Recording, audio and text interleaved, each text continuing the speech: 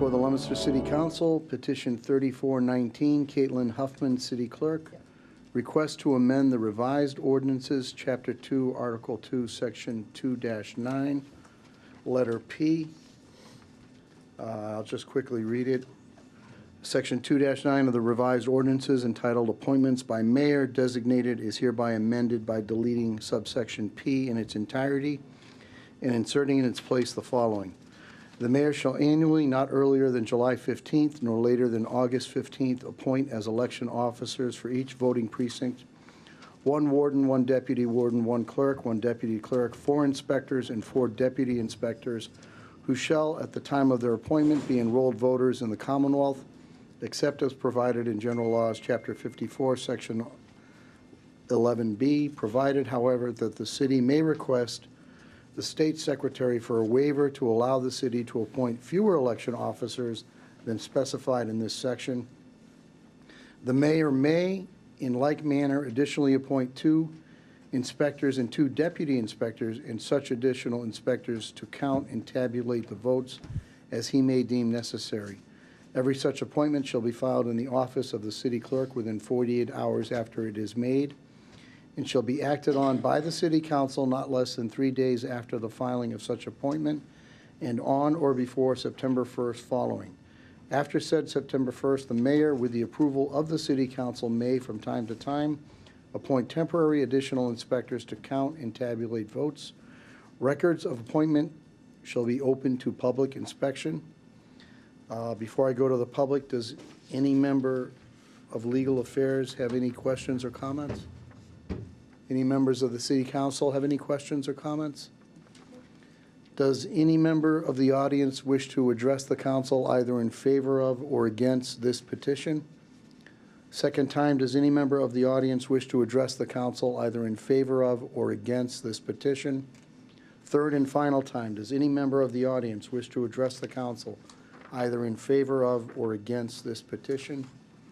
Mr. President, seeing none, I declare the public hearing closed. Thank you. Moving along, this is another public hearing before the Leominster City Council, petition 33-19, Caitlin Huffman, City Clerk. Request to amend the revised ordinances, Chapter 12, Article 1, Section 12-2, Number 52, dog licenses, to include a new fee to read, service dogs, no fee. Does any member of Legal Affairs have any questions or comments? Any member of the council have any questions or comments? Does any member of the audience wish to address the council either in favor of or against this petition? Second time, does any member of the audience wish to address the council either in favor of or against this petition? Third and final time, does any member of the audience wish to address the council either in favor of or against this petition? Seeing no one, Mr. President, declare the public hearing closed. Thank you. And moving on, we have another public hearing. This is petition 32-19, Caitlin Huffman, City Clerk. Request to amend the current $15 marriage intention application fee to the new proposed fee of $30. This fee would be effective as of July 1st, 2019. Does any member of Legal Affairs have any questions or comments? Does any member of the council have any questions or comments? Does any member of the audience wish to address the council either in favor of or against this petition? Second time, does any member of the audience wish to address the council either in favor of or against this petition? Third and final time, does any member of the audience wish to address the council either in favor of or against this petition? Seeing none, Mr. President, I declare the public hearing closed. Thank you. And moving on, this is another public hearing before the Leominster City Council. This is petition 31-19. David R. Cormier, install a stop sign on Iris Road against northeastbound drivers at Grant Street. Does any member of Legal Affairs wish to address the council? Does any member of the council wish to address the council or have any comments or questions? Does any member of the public wish to address the council either in favor of or against this petition? Second time, does any member of the council, of the public, wish to address the council either in favor of or against this petition? Third and final time, does any member of the audience wish to address the council either in favor of or against this petition? Seeing none, Mr. President, declare the public hearing closed. Thank you. This is another public hearing. This is petition 30-19, David R. Cormier, install a stop sign on Hawthorne Road against northbound drivers at Queens Road. Does any member of Legal Affairs wish to address the council? Does any member of the council have a question or comment at this time? Does any member of the public wish to address the council either in favor of or against this petition? Second time, does any member of the audience wish to address the council either in favor of or against petition 30-19? Third and final time, does any member of the audience wish to address the council either in favor of or against petition 30-19? Seeing none, Mr. President, I declare the public hearing closed. Thank you. Moving on, we have another public hearing. This is petition 29-19, David R. Cormier, install a stop sign on Hawthorne Road against southbound drivers at Grant Street. Does any member of Legal Affairs wish to address the council? Does any member of the council have a question or comment at this time? Does any member of the audience wish to address the council either in favor of or against this petition? Second time, does any member of the audience wish to address the council either in favor of or against this petition? Third and final time, does any member of the audience wish to address the council either in favor of or against this petition? Seeing none, Mr. President, I declare the public hearing closed. Thank you. We have another public hearing. This is petition 28-19, Mark C. Bedanza Esquire, to amend section 13-77 stop signs of the Leominster Municipal Code by adding a stop sign for northbound traffic on Old Brook Road at the intersection of Woodside Avenue. Does any member of Legal Affairs wish to address the council? Does any member of the council have any question or comment at this time? Does any member of the audience wish to address the council either in favor of or against this petition? Second time, does any member of the audience wish to address the council either in favor of or against this petition? Third and final time, does any member of the audience wish to address the council either in favor of or against this petition? Seeing none, Mr. President, I declare the public hearing closed. Thank you. Moving on, we have a final public hearing from Legal Affairs, which is petition 27-19, Mark C. Bedanza Esquire, to amend section 13-77 stop signs of the Leominster Municipal Code by adding a stop sign for northbound traffic on Crochy Lane at the intersection of Woodside Avenue. Does any member of Legal Affairs wish to address the council? Councilor Bedanza? Yes, Mr. Chairman. Your skillful application of the 1-minute rule has all saved us 28 minutes. Thank you. Councilor Frida? Good. Any member of the city council wish to address the council or have any questions or comments at this time? Seeing none, does any member of the public wish to address the council either in favor of or against this petition? Second time, does any member of the public wish to address the council either in favor of or against this petition? Third and final time, does any member of the audience wish to address the council either in favor of or against petition 27-19? Seeing none, Mr. President, to declare the public hearing closed. Thank you. Nice job. Thank you.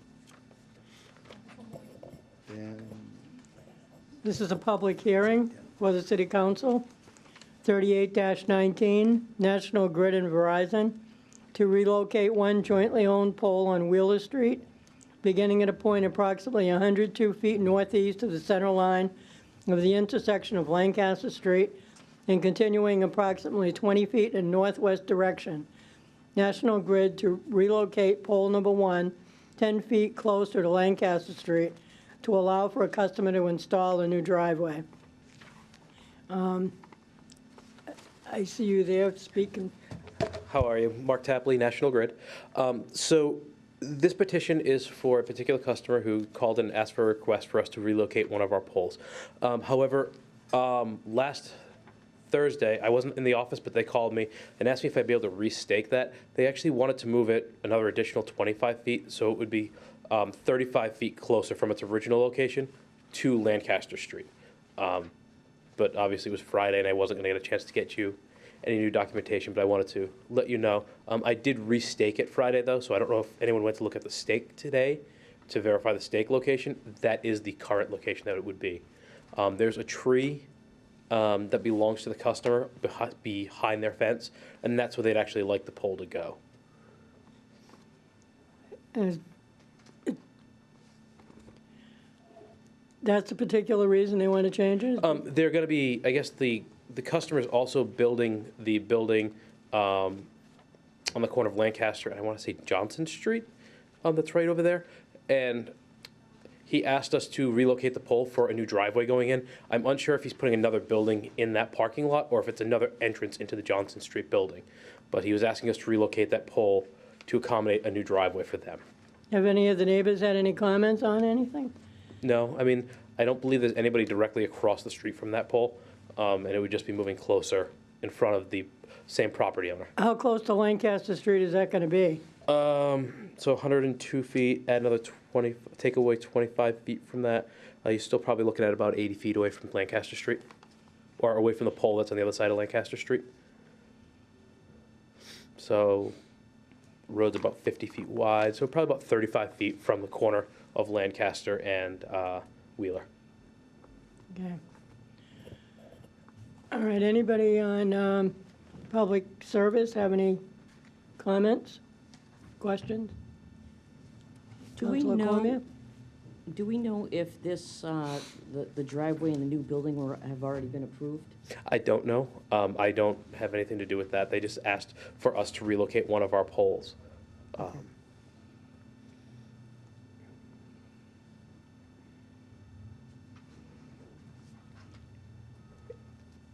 Even? Is there a time element to this? Not, I mean, he wants it done, but if you need more time and you need me to get All right, another drawing, if we then I give can do it that. further time so we can get some of the questions answered, Okay. and seeing there's a change in there, I think it makes a little bit of a difference, so, I'll make another drawing and I'll have Vinnie resubmit it to you. all right, Thank you. all right, thank you. Any other councilors have any questions or comments? Again, I'll go to the public. Is there anybody in the audience who wishes to speak in support or against 38-19? Again, is there anyone who wishes to address the council? For the third and final time, is there anyone who wishes to address the council? If not, we will leave the hearing open. Okay, thank you. You won't be amending tonight until National Grid comes in with the diagram. Until we have a chance to look Okay, at I what think they that's a want to good do. move on both parties. Good, thank you. So it's left open. Mayor, thank you. Mayor, you all set? We can do this under a minute. Whoa. I Well, you have plenty I of never time. come in here. I got the over. The under or the over? Coming in, Nikki? Everybody knows Nikki, Wendy, myself. Yeah. All right. Hopefully we made those pictures large enough for you to see, but I think you get the gist of it.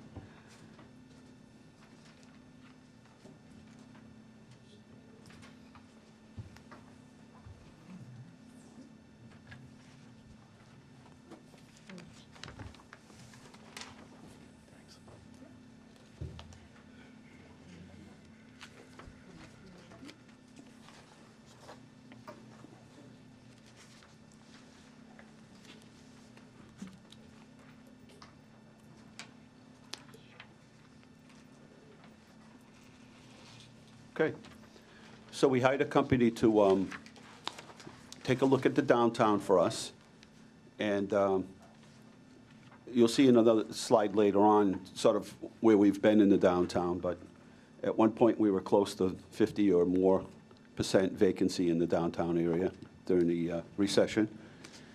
And so we've gone as far as we can with the tools that we have and we asked a consultant that we hired to take a look at the whole area of the downtown. Where is the slide on sort of what we've all done? Is that at the end, or? What we've done for the downtown? Yes. You want to start with that? Yeah, is that at the end? Yeah. All right.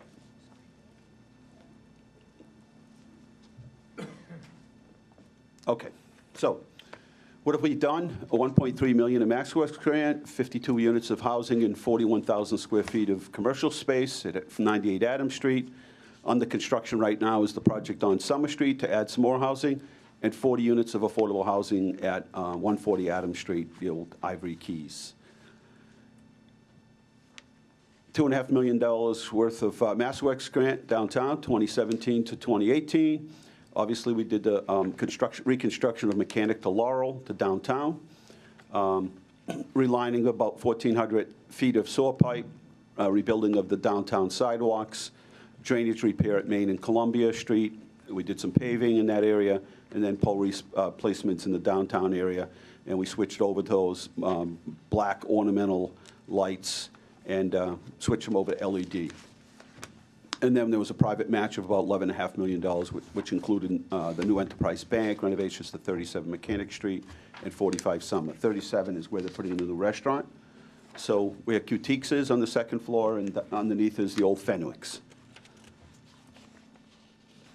Complete Streets, we used about $400,000 in that state grant, 35 ADA accessible ramps in the downtown. As you know, they put those little yellow rubber areas as you leave. That's to make it 100% handicap accessible.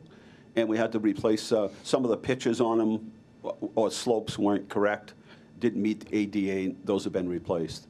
And then and even broken sidewalks. There were places where if you were in a wheelchair or you were physically disabled, you would get to the end of the sidewalk and it would just be a curb. So there was no curb cut at all. There was no handicap accessibility. Those have been corrected. And the Moonoosuc Brook walkway, along with cleaning it in some of the areas that were prone to flooding, we did $1.5 million in state grants for Phase 1 and 2. Phase 1 was Mechanic Street to Central. Phase 2 is Central Street to Adams Street, and the project is complete. And then we did some repaving downtown using Chapter 90 money and also some MassWorks grant. New police details downtown. So I don't know if you've noticed it, but permanently we have several offices that are assigned to the downtown. They are doing amazing work. They're doing great work downtown. They want to be here. They're excited about it. I know some of the businesses have called and said, geez, some police officers came into our business. At first, they thought something was wrong. They just wanted to introduce themselves, find out how things are going, if there are any issues at all. So that's really been a huge help.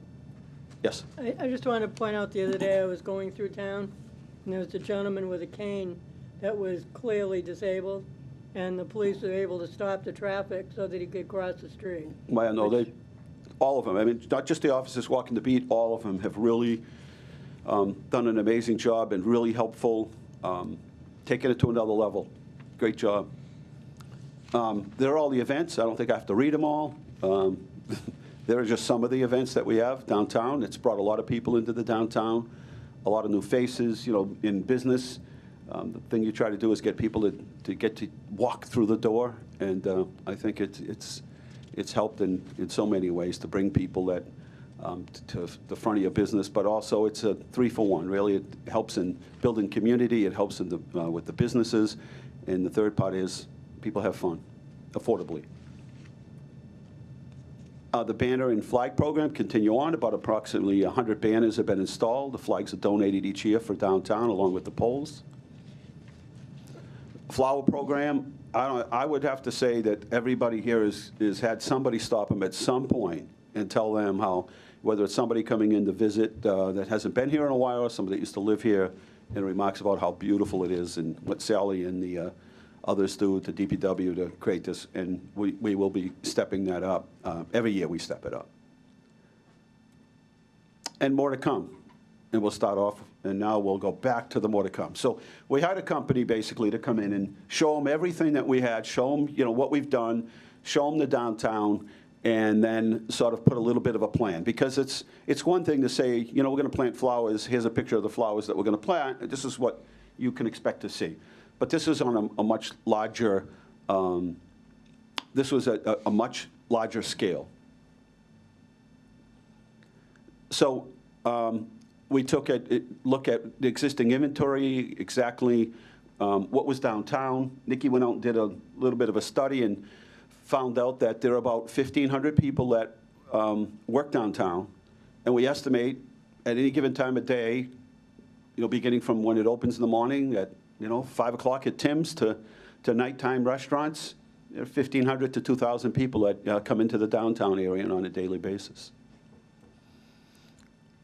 Again, we took a look at our existing inventory here and looked where we can make some improvements. As you remember, we lost all those beautiful trees downtown during the storm. But when Ralph Person was here, we were able to replace most of them.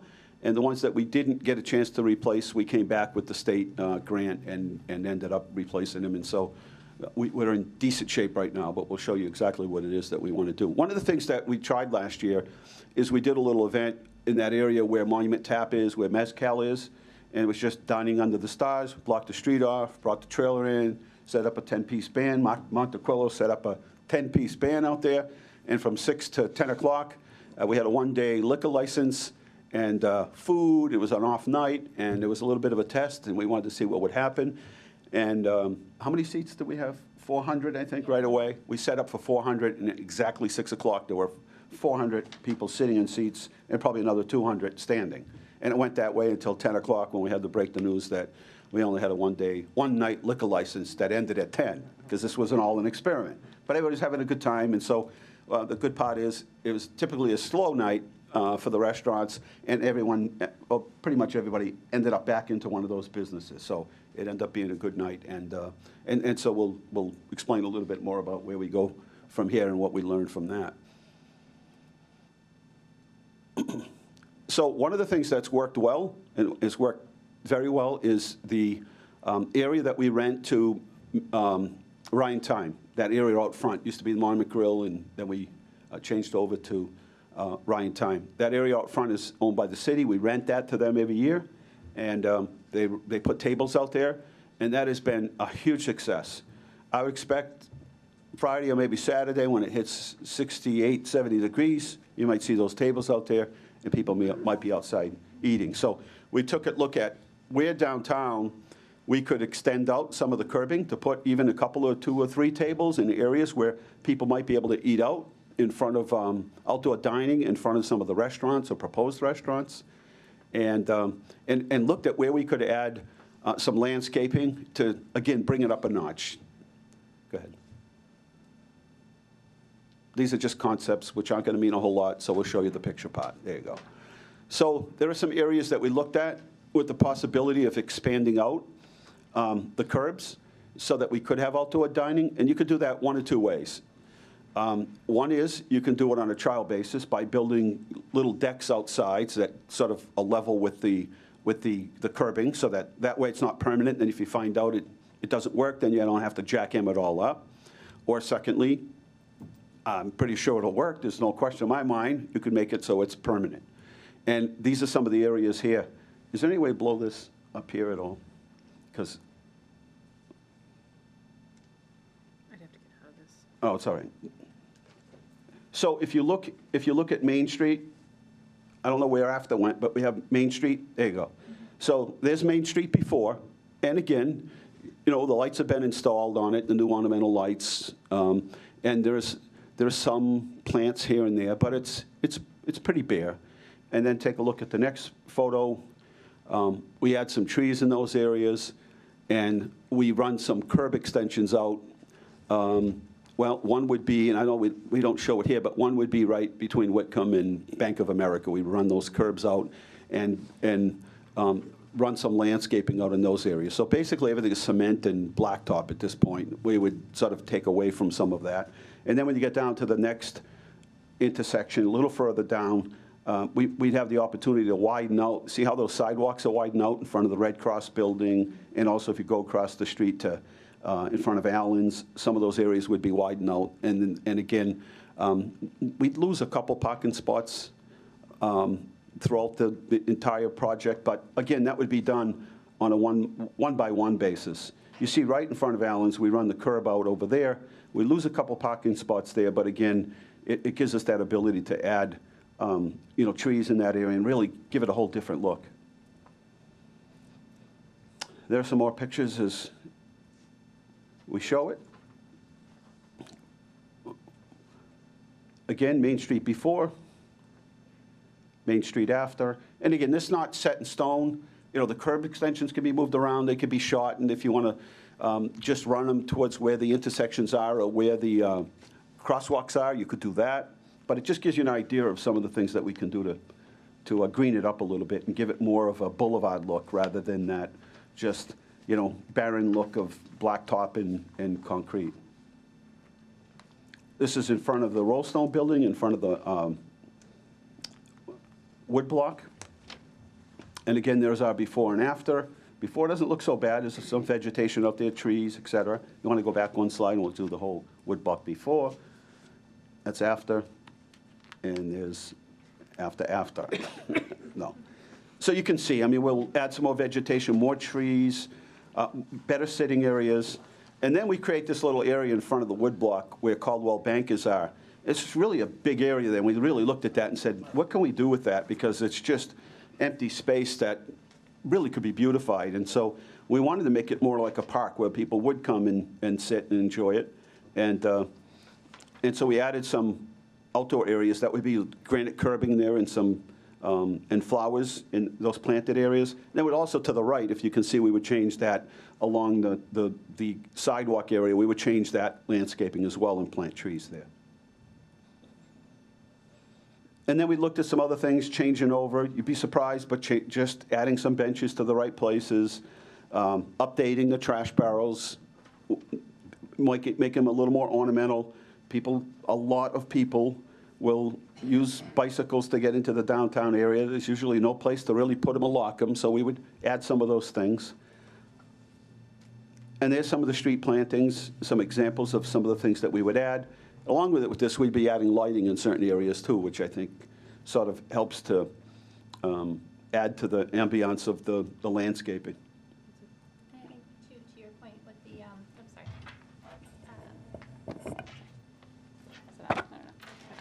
to the point of bikes coming in, I think we're at a really important point here with the rail trail. Downtown's gonna be the end point effectively for the rail trail, so we want people to be able to get off of their bikes, stop, walk around downtown. Maybe it brings an ice cream shop, places for people to sit, little parks. We want it to be a place where our businesses want to locate because the people that are here feel they can safely walk around and utilize the downtown. I do talk to a number of businesses who, their concern is there's no outdoor seating right now. The places to cross downtown are a little too wide. It's not easy and safe for them to cross. So when we met with this company, it addressed a lot of those concerns, and it creates a safer, walkable place that can help grow the economic activity downtown too. So even though the streetscapes, are intended to beautify, they also help on the economic development side quite a bit. So that's our 1-minute presentation. Funny they used WPA money in the 30s to widen the street. Exactly. I want to narrow it, I know. Can you just block that? Thank you. So it brings downtown to the next level. And so what we'll probably do with the DPW is we'll take one area Thank you. and do an example and go to one of those intersections, one of those areas, and build it so everybody can see what it looks like. And then we can sort of rather than do the whole project and then ask everybody, so how do you like it?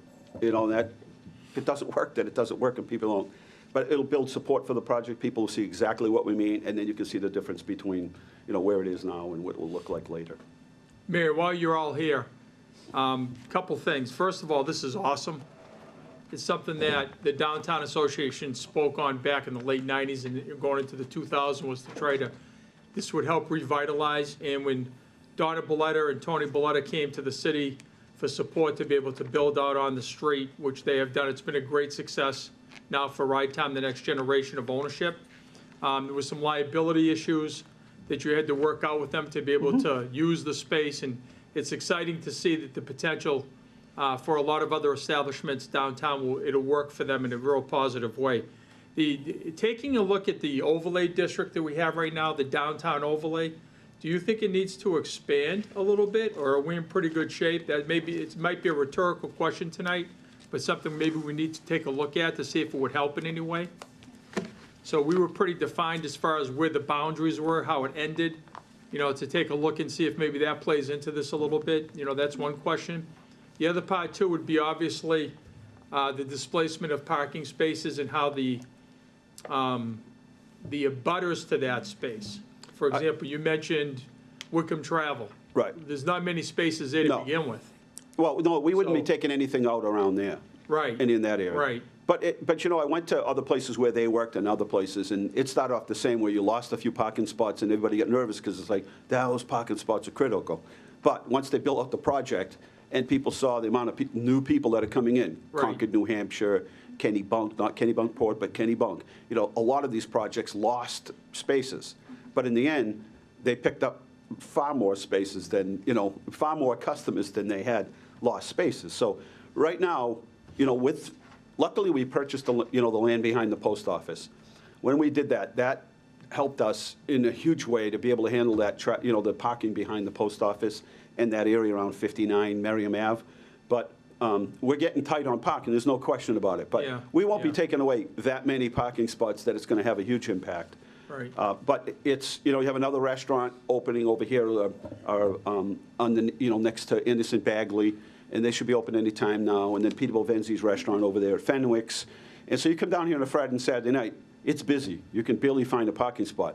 But people do find a way, they have to walk a little. But overall, this is just going to bring it to the next level is what we need. And No question. the restaurants are coming, the little sort of boutique coffee shops are coming, the little boutique shops Right. are coming. And now it's time to sort of get to this next level. We've done and used all the tools. We have 2 people downtown that clean. They go out into the other neighborhoods as well, but first thing in the morning, they're down here cleaning. Place is immaculate. Police are doing a good job.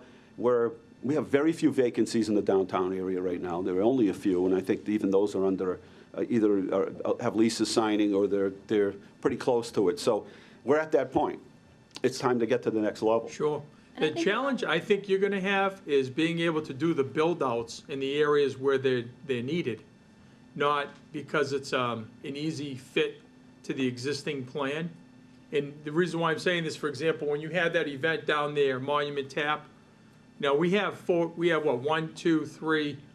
restaurants, a pizza house, right, 2 pizza Right. houses right there, and then you've got Auntie Ellen's that's knocked in there as well. I mean, that's a viable area to do something like this, but you might be really tight on what you can do. Whereas they show compared that to in the another plan. area, right, but, so, I for one, if there was no parking on one side and the patrons agreed to it, you could have some fun down there as far as design. Well, we're going to do one section to show everybody so you can see what it looks like, and get the public's reaction to it. I think it'll be a good one. And then, I think I've been to enough towns where they've done these kinds of things where it's really had a huge impact on it. It's the restaurants that really bring people in at the beginning, and then the stores. Fortunately, we have the restaurants coming and a good base of restaurants with stores. And there's a lot of office downtown. I think a lot of that will change. It'll become more sort of shops. The spaces that become vacant aren't 5,000 square feet. They're smaller. That's exactly what people want for their business plan today. They don't want 5,000. They don't need 5,000. It's more boutique. It's a smaller space.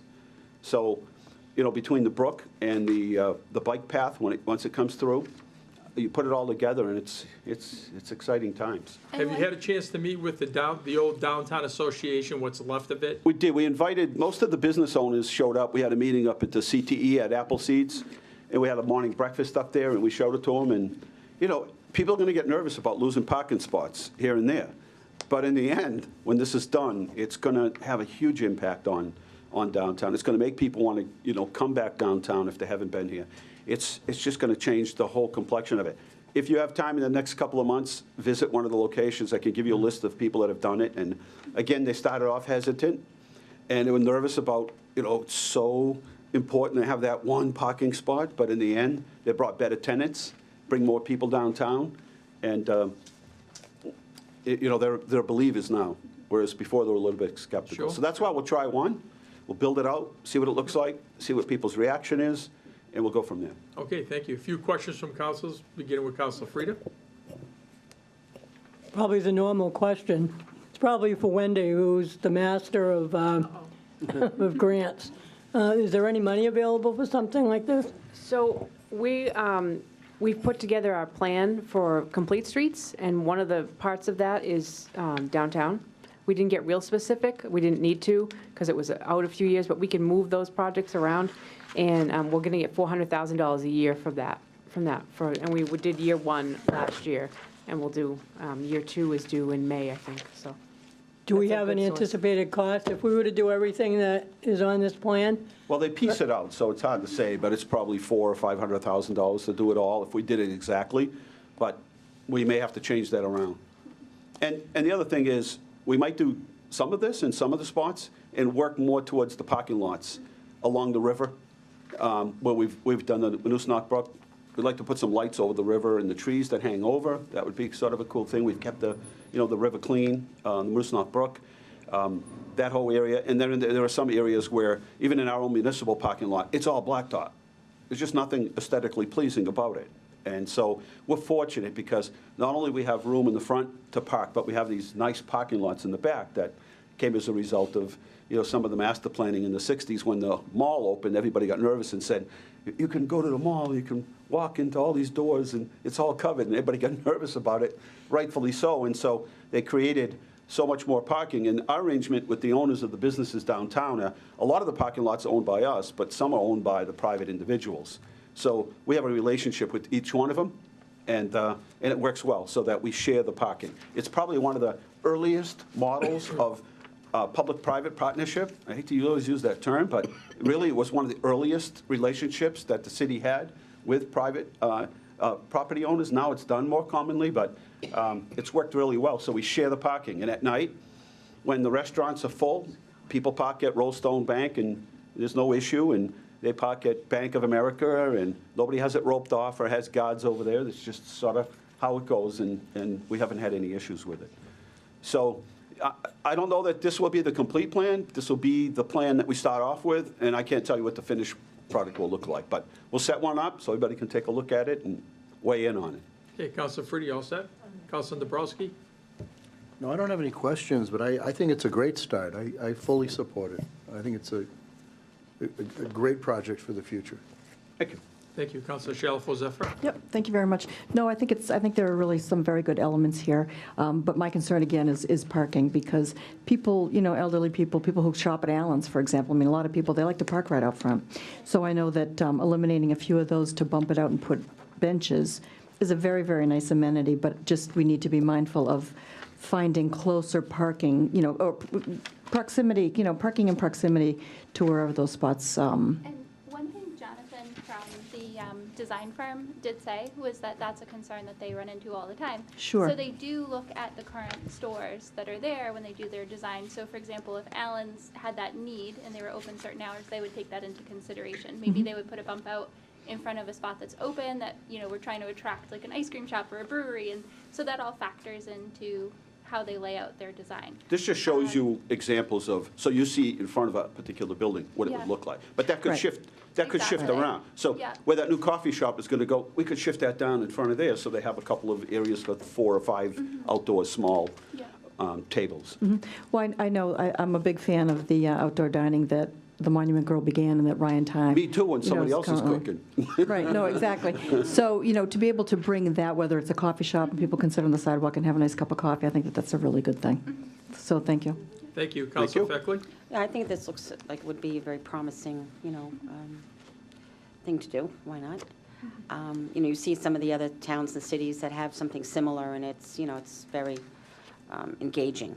But I'm going to defer the rest of my time to Nikki, because I know you've been wanting to say a few things, and if you want to jump in and say whatever it is you've been wanting to say, because you did, explain to me what would be, except for just aesthetics, what would be, and I'm sure for the public, what would be the main, draw for all of this, beautification and renovation. Yes, I think beautification is one thing, but I think when you think about why people go to a certain town. You know, people don't say, oh, it's Saturday, let's go to this town that has this really great strip mall and big box store. Like, they're not thinking that way. They're thinking what cities and towns have really cool downtowns to walk around and shop and, you know, support that. And they'll stay there for the entire day. And then at the end of the day, they'll have dinner and they continue to go back there. And I think we're close to that. And a project like this could put us over the edge of becoming a destination. Yeah. Nice, nice, great answer. Thanks. Council Bonanza. I'm good. Council Odenger. First of all, congratulations. I think this is going to be a great project. It's something that I've been looking forward to for many years. But I do have one question I'd like to ask is that, has there been any consideration to the traffic lights downtown, as far as adjusting them? One that I'm particularly, interested in is the Mechanic Street light right before you go into West Street, where you have the left turn, but it's not marked. It's Yeah. the left turn, and Yeah. some people, I've seen people start out and then all of a sudden they're in the middle of the road. So I don't know if that could be included in the Well, project or not. technically, because the buses are to the right, that's really a one-lane road that's been made a two. So I think if we mark it so that it's left turn lane, then what's going to happen is the buses parked there in front of the bus stop. No, I'm talking about on the Mechanic Street side, right beside Bank of America. As Okay, you go into West. The other side, yeah, that Right. side needs to be marked. People Yeah. get confused. And also coming in front of the wood block. But we've tried to mark the other side. That's just worn out over there. They'll mark Right, that it's in the just, spring. but if that could be looked at the same time. Yeah, well, they mark them and then they wear out in the winter after we plow them all down. Right, okay. I do have a comment. The grates are shown around the trees. Mm-hmm. And this is to pat my son on the back. When he made his Eagle Scout project, his project was around the old trees. They put those grates in with white stones and Mm-hmm. everything. Unfortunately, they made one mistake. They didn't make the openings wide enough, and pretty Right. soon the grates were popping up, so something to look forward to if you do it again, is to give room for the trees to grow. So, but thank you. Otherwise, a great project. Thank I you. think that came up. Council Pauline Cormier. I agree all around. I think it's a great project. I think it's going to look great. I do have a concern with the parking. I know it came up and we had the chief of police here who was looking to eliminate the parking places across from the post office. And we gave a solid no way because we didn't want to lose those. So I think it's a good idea that you start off a little bit at a time and we see how it goes. I would love to see it happen. If I had any concern, that would be my one concern is losing parking. If you get a chance, come through town during the day. With the right parking enforcement, there's never a time you can't find a parking spot. You can always find a parking spot. Plus, we have parking in the rear. So at Anderson Bagley Insurance, there's parking in the rear for their customers. At Allen's, there's parking in the rear for their customers. Almost every building, the Red Cross building, parking in the rear. Everybody downtown, I think with the exception of the Whitcomb building down there, has, private parking. But just take a glance through and, look through. At certain times, Saturday mornings, it gets pretty wild down there, and most of the spots are taken till 11 or 12. And then, it clears up. So this is not any different than anywhere else. Everybody, I'm concerned about losing one parking spot. But again, I've seen the before and after in other communities that struggle for parking, that you have to pay everywhere you go. There's no free parking, there's no cheap parking. In the end, it's worked out really well. Okay, thank you. Council David Cormier. Thank you. Yeah, it is a great project, and I know, Mayor, you mentioned Concord, New Hampshire, and I found myself in downtown Concord, New Hampshire, a couple of times over the past 6 months or so, and there's a lot of investment that they put into that city because it was an old mill town and was pretty run down for a while. Yes, and it was. When you go there now and walk around, it's amazing. The shops. Some of them are novelty shops. I know there's a great Thai restaurant down there. There's a great Italian restaurant. It really is a place that you want to go. And when I've walked around there, I've actually said, we need this in our downtown. Right. We need some life. Just yesterday, I was out in Saratoga, New York, and they have Druthers, which is a brewery right downtown. They have a great gelato place. And once again, I say this is what we need in our downtown. We need to bring some life to it, and they do. They have a lot of the aesthetics there with the places to sit and a nice park that's well kept. You know, and as far as parking is concerned, you know, I think if people have a reason to go, and you give people a reason to go, they're going to find a place to park, even if it includes walking. I mean, downtown Saratoga was a little tough yesterday finding a spot. But I'm not going to sit here and say, I'm not going to go to Saratoga because it's a little tough to park. I'm going to find a place to park, and I'm going to go, and if I have to walk, I'm going to walk. The same thing with Gardner Ale House. I go out there quite a bit. Sometimes parking is tough on a Saturday night. Concord, Lexington, downtown Arlington, Cambridge, Newburyport, Yep. everywhere. I mean, it's all pretty But much I the park, same. I park and I walk, because that's where I want to be.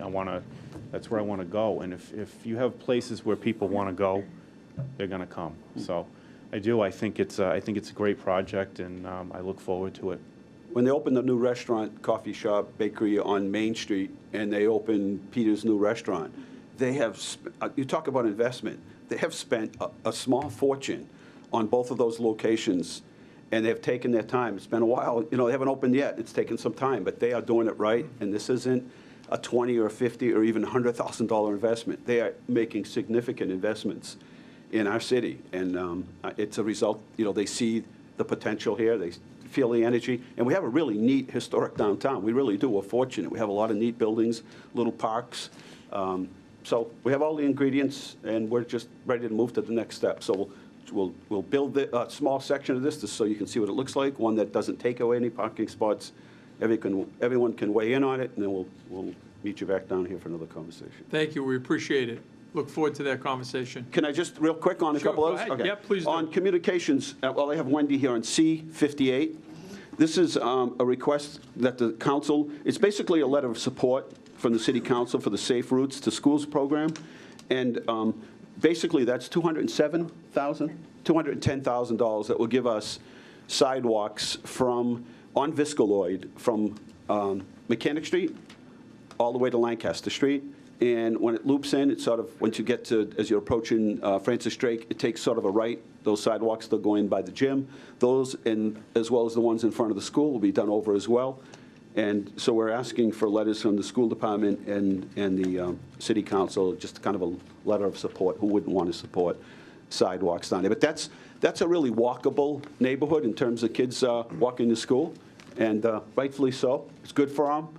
These kids build strong legs walking up that hill, and they slide back down it in the winter. But so that's the next step to qualify for the $210,000. Your emergency preambles, those are pretty status as far as what we do with that. Yes. Okay, good. And then I had the transfer on here. I know there were a couple of questions about that. We have a part-time person that's not coming back. In the beginning, we had a part-time, and this 25 years ago, part-time, two full-time. And then we went to part-time, two part-timers and a full-timer. And then one of the part-timers isn't going to be able to come back in the spring. And that job really needs to be a full-time position. And we've gone a long time without the ample amount of people to do. And I've left a list with you in terms of the job descriptions. Everybody in my office is coming in earlier and earlier and staying later and later, and they're becoming more responsible. So anything there is not an answer for or a place for ends up in the mayor's office. It's sort of the place. It's the first, you walk in the front door, it's there. And so you can see there's a number of things that we're responsible for. So this would get us till the budget process. So this will get us till July 1st. So it'll be a transfer to go from a part-time job to a full-time job. Thank you. Any questions on that, Councilor? I do. Shalfo Zephyr? Yeah, thank you. This is for the mayor, just so I understand. So you'll have two full-time people in the office? There'll be 2.5. So it'll be 2 full-time and a half-time person. So 2 full-time? Right. The clerk's office, there's 5 people. In the assessor's office, there's 5 people. In almost every office, there's ample, staffing. We have been operating without without sufficient staffing for 15 years, easy. The 2 full-time people, is Wendy one of those? No. Okay, so it's 2 No. full-time, 1 part-time, plus the grants Correct. administrator, which is a full-time job. Right, but So that's it's- separate. That's in our office, but separate. That doesn't Right. handle things like constituent problems when they come in, or if somebody has an issue with the schools, or their water bill or anything else that comes through the door that they need an answer for, we end up with that. Charitable ticket sales, the office is the catch-all for everything. You come in and you can buy a calendar, a candy bar. It just goes on forever. We handle a heating assistance program, all of the meetings that have to be attended to. There are, for instance, there is no building maintenance department in the city. We're probably the only city without one. The school department has one, we don't. We are the project managers. Our office is the project managers for projects in the city. So that comes under our office. Everything pretty much comes under our office if there isn't a person or a position for it. Okay, thank you. Any other questions for the mayor? Thank you very much for coming down. You're very welcome. Appreciate it. And you're okay with writing that letter? I know this is Yeah, first time got on the it, yeah. agenda. It's not even a resolution, it's just basically a letter of Right. support. Council Frida? Yeah, real quick, what is the easement on Electric Avenue? C-59. What is it, C-59? Vote to authorize the attached Electric Avenue easement. It's on for the first time. First time on the calendar. Yeah, I'm not even sure That's all what right. that is. We'll It find could have out come by the through- time we vote on Could it. have come through the DPW. Okay. All right, good. That's what I'm saying. Everything comes, if there isn't an office of easement somewhere, it becomes our office, which is no problem. It's just, I can only ask people to work so many hours and weekends and nights and everything else and come in during the storms and answer the phones, but I think we've reached that point. Thank you, appreciate it. Thank you. Wendy, if you don't mind removing that, I appreciate it. Okay, I'm going to try to really muscle through this. We have about 3 minutes for a public forum.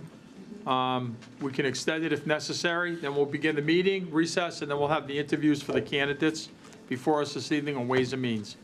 The public forum is an opportunity for any member of the audience to speak on any matter specifically listed on the council agenda. Speakers will be asked to come to the microphone, state their formal name and address, along with identifying the specific item or items they wish to address.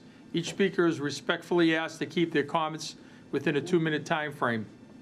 The council will not be responding to any or answering any questions. However, at the discretion of the council president, clarification may be given. We don't have anyone that has signed up. I will yield the floor to the audience. Would anyone like to address the council? Second call. Third and final call. If not, the public forum is closed. Thank you. We'll begin the regular meeting at 7, go into recess, and then have our interviews. Yeah.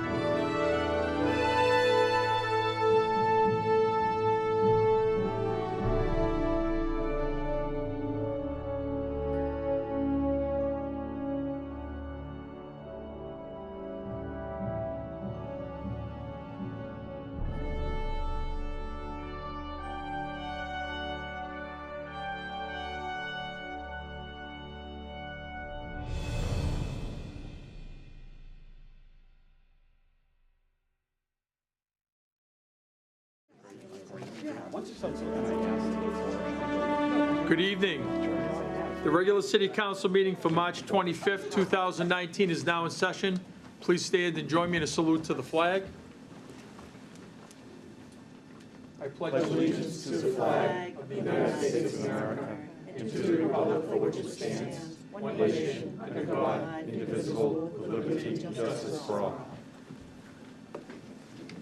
begin with the roll call vote of the honorable members of the council, begin with Councilor David Cormier, Present? Councilor Pauline Cormier, Present. Councilor Bonanza, Present. Councilor Feckley, Present. Councilor Shalfo Zephyr, Present.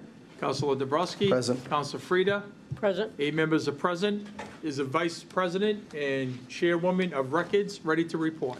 I am, Mr. President. I have the minutes of the City Council meeting of March 11th, 2019, and I find them to be in order. I think there was one minor correction that Councilor David Cormier indicated to the city clerk, and I believe that has been taken care of. So I would ask that they be placed on file. Thank you. So moved. Are there any questions? Councilor David Cormier? Yeah, if I may, there were two, under 27-19 and 33-19. There was the same Right. situation. If they Right. could just clarify which Councilor Cormier it was, Right. that's it. Thank you. Okay, thank you. Any other items on that? If not, so moved. Do I have a motion for a recess? So moved. Seconded? Second. Thank you. We're in recess. I yield the floor to the chairwoman of Ways and Means for your interviews. Thank you, Mr. President. We have 2 interviews this evening for the Cultural Commission, terms to expire April 15th, 2022. Luann Longenecker, 90 Dobson Circle, and Robert Wilson, 19 Brown Avenue. And I think if there's no issue with it, we interview them both at the same time? Absolutely. Since both the Cultural Commission. So do we have, Ms., you can come right up here. You can take the mayor's place. Come on in. Yeah, come on in. Come on in. Oh, just come around. Yeah. Where am I done?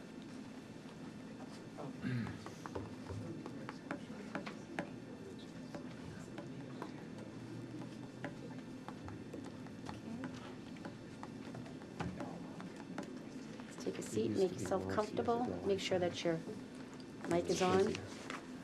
Oh, my goodness. Are we on? Yep. Think so. Okay, during the recess, I was trying to wend my way around to introduce myself, but I got waylaid. So I'm Gail Feckley. I'm the chairwoman of Ways and Means, and the committee is also comprised of Councilor Frida and Councilor Dabrowski. And so I think that both of you actually are my constituents in Ward 1, right? Brown Yes. Ave and Dobson Yep. Circle. So welcome here tonight. Thank you. And what we're going to do is just kind of get to know who you are for the council and for the public. Why you were interested. I know we did get some little, dossiers on you, and I have read them both. And, why you would be interested in serving on the Cultural Commission and what you feel that you could, give to the commission and to the city, okay, benefit to the city and the commission. So ladies first, so Ms. Longenecker. Thank you. I was very interested in hearing all of your earlier discussion about the plans for the downtown, the excitement for the city here. A little bit of background on myself in an effort to answer the question. My husband and I have been here in the city for about 3.5 years. We were in New Jersey for 35 years in a suburban area, which our township, end to end, came close to 13 miles, and really did not have a sense of the center of town, really didn't have a downtown area. There was a business district, but there wasn't a real strong community identification. My husband was transferred up here for work at an office down in Marlborough. So we were working with a real estate agent down in Marlborough. We looked at houses in Marlborough, we looked in Framingham, and then he found a pocket of homes up here in Leominster. And cheesy as it sounds, when my husband and I drove through the downtown the first time, we fell in love with the town. It was just really unique for us to, after 35 years, to be in a home that really has this community excitement, the sense of a downtown where you can park, you can walk all over the place. They block off the streets to bring food trucks in and have the celebration for the pink flamingos. And it's just really unique. And as a retired teacher, having had a chance to work with children from underserved areas, and having heard at a couple of the cultural committee meetings already, the opportunities that they have given to children here in Leominster to experience the arts and the sciences, is just really an excitement that I'm hoping to be a part of. And hoping that as a newbie in the area, that I can also help the Cultural Council to maybe pursue some new ideas. You know, we've talked about the continuing programming that is exciting, but I believe if I understand everybody on the commission accurately, one of the ideas for this year is to encourage grant applicants to innovate. And I think that just really sounds exciting with everything happening. So I would be really honored to be a part of this, and I'm excited to help in any way that I can. Well, we're excited that you're interested in being a part of it. And I can almost see that the Cultural Commission could have a big part in helping the city plan some of these, renovations in downtown. Absolutely. Beautification in downtown. Also for the public, I just want to mention, you did, kind of touch on it, that you are very involved with music education. As a matter of fact, you have a master's degree in music education. I do, yes. So that certainly would, be very, something that could very benefit the Cultural Commission very much. So that's wonderful. So, okay, now we'll go to Mr. Wilson. Mr. Wilson, if you can give us a little bit of background and, why you're interested in joining the Cultural Commission. And Sure. So that we can get to know you. Sure, thank you for your time. Basically, my wife and I were involved in community theater for quite a number of years. As a matter of fact, that's where we met. And both of our children were heavily involved in theater and band and chorus. And my youngest is a sophomore at Leominster High, and she continues to be involved. And with every production that they get involved in, the family becomes a part of that production. As such, there's a number of volunteer hours and money and donations and, just any kind of activity that's involved in getting the production up and going and making sure it's a success. So having been involved in that, excuse me, when I was approached for the Cultural Commission, the Cultural Council, I thought maybe this is a good way for me to actually give back and get involved and make sure that it's easier for these type of productions, not just performing arts, but arts in general, to be accessible to the public and to the community at large, and hopefully that'll prevent any issues going forward as far as budgeting or anything of that nature. Well, that's great, music and theater. I mean, we've got, got it all here, with the two of you. I know when you're involved with something that your children is doing, it does become all-encompassing in your life too, but, something like that must be very, very exciting. Yes. Yeah. So we're very pleased that both of you are very interested. And again, Mr. Wilson, you've been very involved, as you said, in the community with Starburst and with the Veterans and Memorial Day my kids services. have, yeah. And so, we've seen you around town, I'm sure, many, many times. So what I'm going to do now is I'm going to defer to Councilor Dombrowski to see if he has any questions or comments for you. No, I don't have any questions. The Cultural Commission is one of the really great commissions in the city, so, good luck, and thank you very much for volunteering. I'm sure you guys are going to have a good time, and you're going to do a great job. Thank you very much. Thank you. Councilor Frida? Thank you, Madam Chair.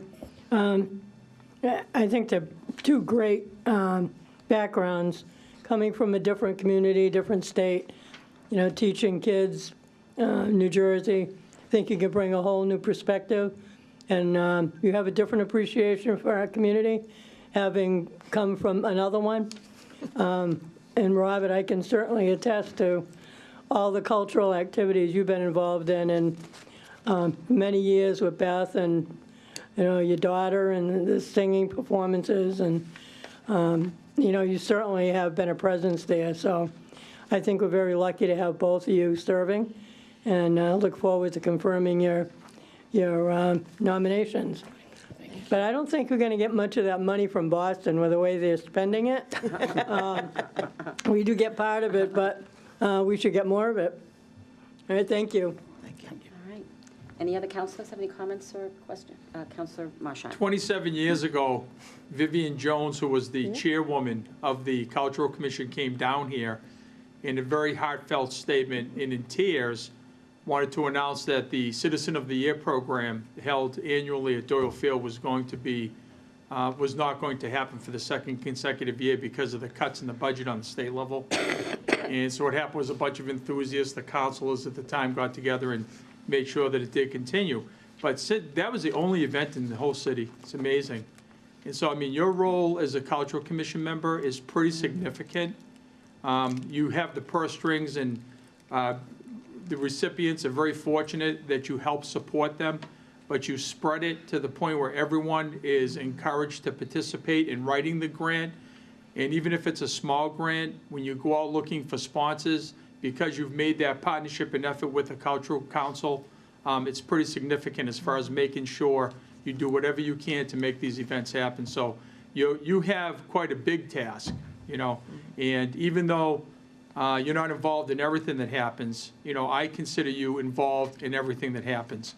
So please, especially with the expertise and the experience over decades, if there's anything you want to bring to the table for new initiatives to help things, not just things I'm involved with, but other activities as well, we are wide open for suggestion, always looking for improvement, and always looking for initiatives. So thank you for serving.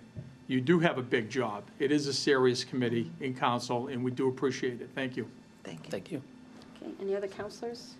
Just a quick one. Councilor Zeppa. Yep. Yeah, no, thank you both very much for coming down this evening. And as other councils have said, you know, I certainly really appreciate both of your backgrounds and the skills and the interest that you bring into the position. And I was particularly interested that Luann said that the Cultural Commission is looking for innovation in terms of the kind of grants that they will be funding going forward. So that's very exciting. I can't wait, you know, to see how those new grants, how those innovative grants, you know, end up adding to the cultural life in Leominster. So thank you very much. Thank you. Any other councilors? Okay, so this has been a good night for Leominster cultural-wise. Thank you very much for coming. I know it's evening, but it is important for people to come in, for people to be able to meet you and the public to see you. And we're looking forward to approving your nominations. We have a little bit of business before we can do that, but I'll ask the president to move your appointments up if you'd like to wait for that, and then you would be sworn in by the assistant city clerk tonight if you wanted to, but you can wait. But thank you very much. I sound like a broken record, but we always get people that are such perfect fits and qualified for these commissions. We had 2 people for the Conservation Commission last 2 weeks ago, that were the same thing, somebody from out of town and somebody that's been in Leominster for a long time, you know, so we have the benefit of somebody that can look at us with new eyes, and then somebody who's been here for a long time and knows what the city needs. So we really appreciate your opportunity to serve. All All right, right, thank thank you. you. Thank you. Thank you. Council's now back in session. What I'm going to do is I'm going to deviate a little bit. It's too nice of a night for people to be sitting around down here that are in the audience. So let's jump right on to matters before the council. I'm going to yield the floor to the chairwoman of Ways and Means and Veterans Affairs. We have 3 appointments. I'm going to ask if you can make a ruling on that with your committee for confirmation. I will, Mr. President. Thank you so much. I'm sure that they appreciate that. Before I can do, I have to ask, is Anthony McAuliffe in the audience? The gentleman has a hardship right now, family Okay. hardship. My recommendation to you would be to confirm him this evening. Okay. And as soon as he's available, we will have him come before the council for just an interview, a meet and greet. Okay. Okay? All right, so we had tonight before us Luann Longenecker and Robert Wilson for an appointment to the Cultural Commission, term to expire April 15th, 2022. As I just mentioned, Ms. Longenecker and Mr. Wilson certainly are qualified candidates for this position. They would be a perfect fit for the city of Leominster with all the exciting cultural events and things that are coming our way. A great fit, I think, to help with anything that's going to be coming out of this downtown area plan. We have Mr. Wilson, who is very experienced with theater, and Ms. Longenecker is very experienced with music, education, and also with grant writing. So that'd be excellent, I'm sure, for the commission to be able to utilize your talents in that respect. So I would be very pleased to recommend that their appointments be approved, and I will go to my committee. Okay, we'll take Luann first. I yield the floor to the clerk, Counsel Frida. I agree. Third member, Counsel Dabrowski. I agree. Please qualify. We have unanimous recommendation to appoint Luann Longenecker to the Cultural Commission, term to expire April 15th, 2022. Thank you, Madam Chair. Counsel, sir, the recommendation read for confirmation on the applicant. Are there any questions or comments on the floor? If not, this will be a roll call vote, beginning with Counsel David Cormier. Yay. Counsel Pauline Cormier. Yay. Counsel Oettinger. Yay. Counsel Bonanza. Yay. Counsel Feckley. Yay. Counsel Shalfo Zephyr. Yay. Counsel Dombrowski. Yay. Counsel Frida. Yay. I shall record as yay by a vote of 9-0. Confirmation has taken place. Thank you. We now move to the second. Mr. Wilson. Yes, Mr. President, I would recommend that we grant the appointment of Robert Wilson to the Cultural Commission, term to expire April 15th, 2022, and I would ask you to poll my committee. I yield the floor to Counsel Frida. I agree. Counsel Dabrowski. I agree. Please requalify. We have a unanimous recommendation to approve the appointment of Robert Wilson to the Cultural Commission, term to expire April 15th, 2022. Thank you, Madam Chair. Counsel, sir, the recommendation for confirmation, are there any comments on the floor? If not, this will be a roll call vote, begin with Counsel Frida. Yay. Counsel Dombrowski. Yay. Counsel Shalfo Zephyr. Yay. Counsel Feckley. Yay. Counsel Bonanza. Yay. Counsel Oettinger. Yay. Counsel Pauline Cormier. Yay. Counsel David Cormier. Yay. I shall record as yay by a vote of 9-0. Confirmation has taken place. Thank you very much. Thank you very much.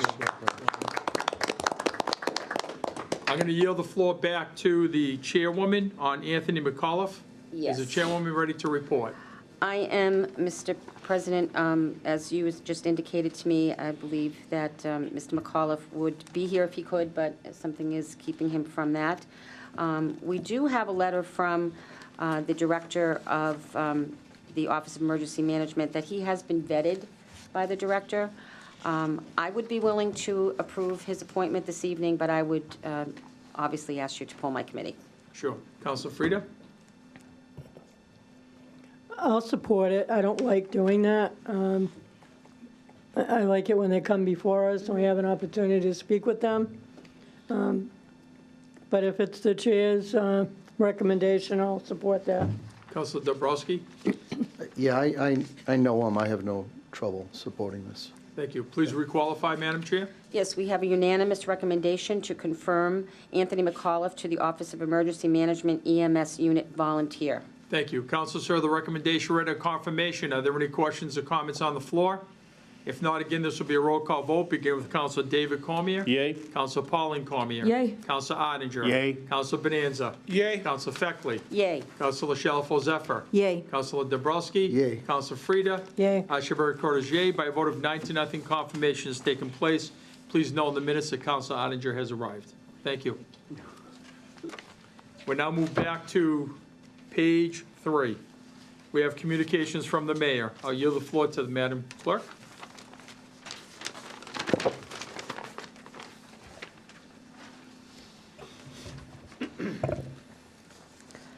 C-58, Dean J. Mazzarella, Mayor, request a letter of support from the Leominster City Council for the Safe Routes to Schools program. Communication 58 is referred to the Chairwoman of Ways and Means. Thank you, Mr. President. First time on the calendar, regular course. Thank you, Madam Chair. Regular course on Communication 58. Thank you. Communication 59. C-59, Dean J. Mazzarella, Mayor, request the City Council vote to authorize the attached Electric Avenue easement. Communication 59 is referred to the Chairman of Legal Affairs. Thank you, Mr. President. First time on the calendar, regular course, with a referral to the mayor and also to the named trustee. I think, Mr. President, I'm probably going to ask for a subcommittee meeting, depending on, or maybe just something prior to the next full Sure. council meeting. Sure. And I also note that the easement did not include a plan. It was a plan described in the easement, but it wasn't attached to it. If we could just get that as well. Okay, very good. Thank you. Thank you. Communication 59 has been given regular course with referral to the mayor's office. the name of the trustee, and also a need for a plan that will get through the mayor's office. You have the floor to Councilor Frida, who's on your committee. Yes, to the chair. Can we do the DPW as well? Sure. I'm Okay. not sure what they have to do. I mean, I read the trust, I read the easement. I'm not sure what they have to do with it, but I don't have a problem. Okay. Including We'll see if it. there's Yeah. anything they can add to it. Yep. So we're adding DPW to that. Okay, thank you. We now move to Communication 60. Emergency preamble. Dean J. Mazzarella, Mayor, relative to the appropriation of $285,000 to the snow and ice expense account, same amount to be transferred from the stabilization fund. First of all, we're going to accept this as emergency preamble or not. All those in favor of an emergency preamble, please indicate in the usual manner on Communication 60. Those opposed, by a vote of 7-2, it is now before the council. I'll yield the floor to, okay, you want to read it again? Sure. Go ahead. Dean J. Mazzarella, Mayor, relative to the appropriation of $285,000 to the snow and ice expense account, same amount to be transferred from the stabilization fund. Communication 60 is referred to the Chairman of Finance. Yes, Mr. President. We started the fiscal year with $675,000 budgeted to this account. We added or transferred in $250,000. So the revised budget was $925,000. Through today, we've spent $1,083,779. We're $158,779 overfunded. As councilors are aware, we can spend into deficit to the amount of $250,000, I believe, as provided by statute on snow and ice. But to say the cupboard is bare would be an understatement. It would be my position to grant C-60. Mr. President, I would ask you to check with members of my committee, please. Thank you. I'll yield the clerk to the clerk, Council Pauline Cormier. I agree. I'll yield to the third member, Council David Cormier. Yeah, I agree. Please requalify, Mr. Chairman. Mr. President, the unanimous recommendation of Finance is to grant C-60. Thank you, Mr. Chairman. Council, sir, the recommendation to grant Communication 60. Are there any questions or comments on the floor? If not, all those in favor of the recommendation, please indicate in the usual manner. Those opposed, by a vote of 9-0, Communication 60 has been granted. Does the chairman have an order? Yes, Mr. President. Order that the sum of $285,000 be appropriated to the snow and ice expense account, same to be transferred from the stabilization fund. Move for the adoption of the order. Thank you, Mr. Chairman. Council, sir, the recommendation to move for the adoption of the order. Are there any questions or comments? If not, all those in favor of the recommendation, please indicate by saying yea. Yea. Those opposed, by a vote of 9-0, Communication 60 has been granted and the order's been adopted. Thank you. We now move on to Communication 61. It is an emergency preamble. Are there any questions on the floor? If not, all those in favor of accepting it as an emergency preamble, please indicate in the usual manner. Those opposed, by a vote of 7-2, Communication 61 is now before the council. I'll yield the floor to the clerk. C-61, Dean J. Mazzarella, Mayor, relative to the appropriation of $15,000 to the snow and ice overtime account, same amount to be transferred from the stabilization fund. Communication 61 is referred to the Chairman of Finance. Thank you, Mr. President. This line item was appropriated in the original budget at $150,000. Nothing's been added or revised. Year-to-date expended in this particular line item is $145,514, leaving a budget of $4,486. So again, we've spent almost the entire budgeted amount. It would be my position to grant C-61. Mr. President, I would ask you to check with members of my committee, please. Thank you, Mr. Chairman. I'll yield the floor to the clerk, Council Pauline Cormier. I agree. Third member, Council David Cormier. I agree. Mr. Chairman, please requalify. Yes, Mr. President. The unanimous recommendation of Finance is to grant C-61. Council, sir, the recommendation read to grant Communication 61. Are there any comments or questions on the floor?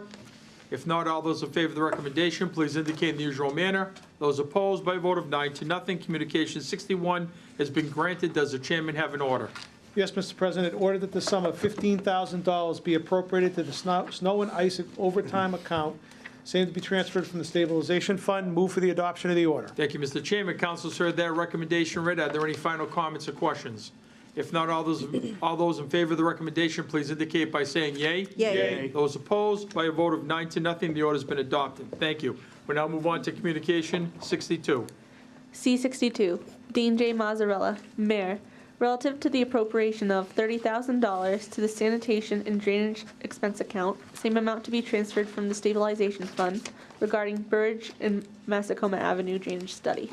Communication 62 is referred to the chairman of finance. Correct, finance. Thank you. Thank you, Mr. President. First time on the calendar, regular course, please. Thank you, Mr. Chairman. Regular course. Communication 63. C63, Dean J. Mazzarella, Mayor, relative to the appropriation of $475,000 to the sidewalk expense account, same amount to be transferred from the stabilization fund. Communication 63 is referred to the chairman of finance. Thank you, Mr. President. First time on the calendar, regular course, please. Thank you, Mr. Chairman. Regular course. Communication 64, excuse me, If I Councilor may, David Cormier. I just have a request. Can we make sure that we get a detailed list of what this money is going to be used for in terms of the sidewalks that are going to be done?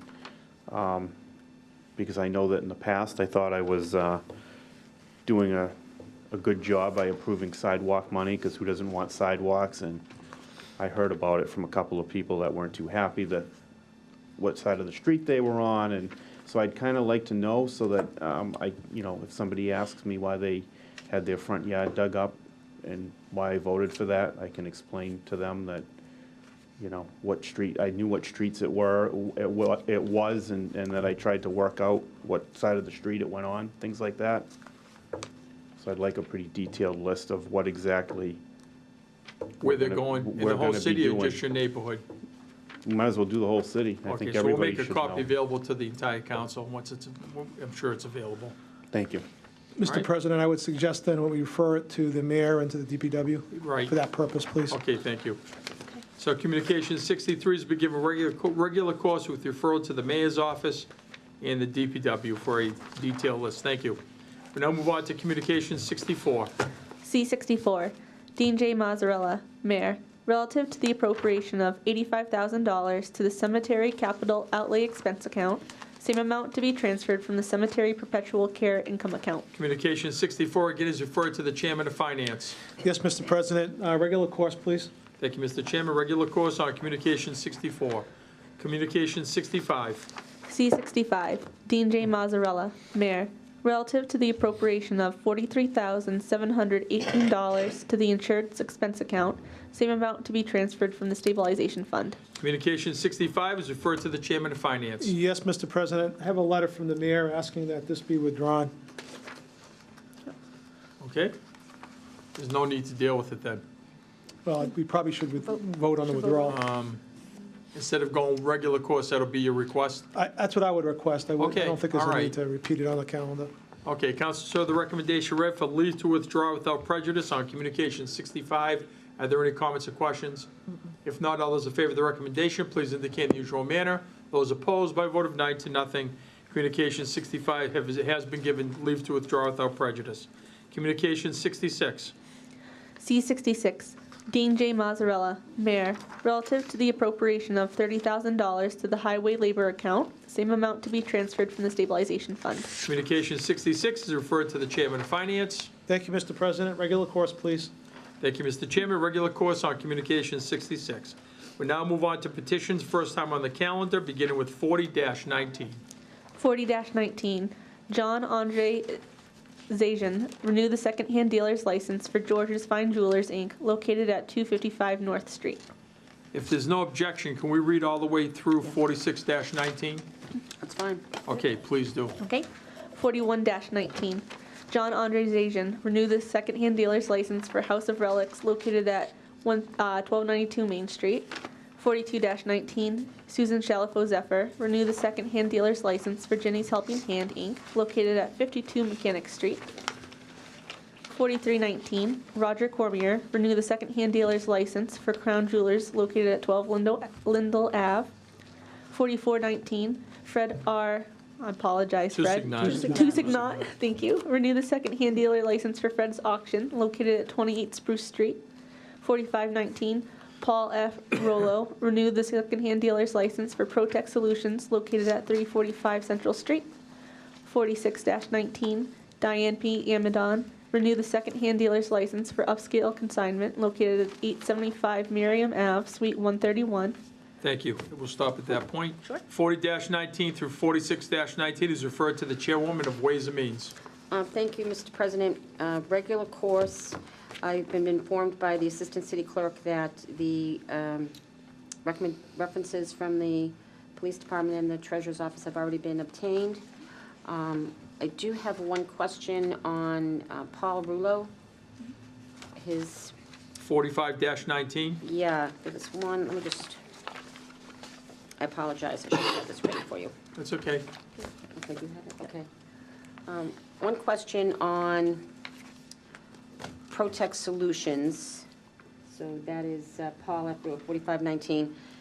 What type of articles would be purchased, stored, and/or sold? It just says used. I think I would like a little bit more of a explanation as to what that means. Okay, we can get that for you. Okay. No problem. Thank you. Still giving a regular course? Yes. With that question raised with the that owner? question. Mhm. With the applicant. Okay, thank you. So regular course on 40 through 46-19. We'll now move on to 47-19. 47-19, National Grid, to install one singular owned pole on JITEC Drive, beginning at a point approximately 570 feet northwest of the center line of the intersection of Central Street, and continuing approximately 15 feet in the southwest direction. National Grid to install one pole between poles 10 and 11 for a customer's primary conductor to the new transformer pad to upgrade service. 47-19 is referred to the Chairwoman of Public Service. Yes, Mr. President, regular course, so we need to establish a hearing for April 8th, 2019 at 6:44. Thank you. Council, sir, the recommendation read for a regular course on 47-19. We need to establish a hearing for April 8th at 6:44 PM in the council chambers. All those in favor of the hearing date and time, please indicate in the usual manner by a vote of nine, and those against, tongue twister there. By a vote of 9-0, the hearing's been established. Thank you. Okay, we'll now move on to 48-19. If there's no objection, we'll do 48, 49, and 50. and No block. objection. Okay, good. 48-19, GameStop Inc. Renew the secondhand dealer's license for GameStop store number 1485, located at 100 Commercial Road. 49-19, GameStop Inc. Renew the secondhand dealer's license for GameStop store number 3594, located at 26 Orchard Hill Park Drive. 50-19, Mason Investments Inc. Renew bowling alley license for Mason Bowling Center, located at 640 North Main Street. Thank you. 48-19 through petition 50-19, again is referred to the Chairwoman of Ways and Means. Thank you, Mr. President. Regular course, and I'm just noticing now that the city clerk's office has in fact attached the information from the police department and the treasurer and tax collector, and I really appreciate that. So regular course on 48-19 through 50-19. Thank you. Regular course on 48, 49, and 50-19. We'll now move on to matters before the city council. We're all set with the financial report, correct? Yes, Mr. President. Okay, we'll now move on to communication 52. Is the chairman ready to report? I haven't done the financial report. Haven't done it. I'm sorry? I haven't done the financial report. Oh, Sounded like come it on. was talking about. Sounded like it was someone else. earlier. Yeah. Go ahead, no, it's all yours. No, we were talking about finances, but not the report. Oh, okay, all right. All right, so we began the fiscal year on July 1, 2018, with $15,113,865 in the stabilization account. During the course of the fiscal year to date, we've added $168,264 in interest earnings. We added $4 million from free cash, and we also added $575,000 from a general fund transfer back because we didn't fund one of those park grants that we had previously authorized, for a total of $4,743,264. All of the appropriations either approved or pending total $4,126,438, leaving a balance of $15,730,691. Thank you very much. Beginning with communication 52. Is the chairman ready to report? I am, Mr. President.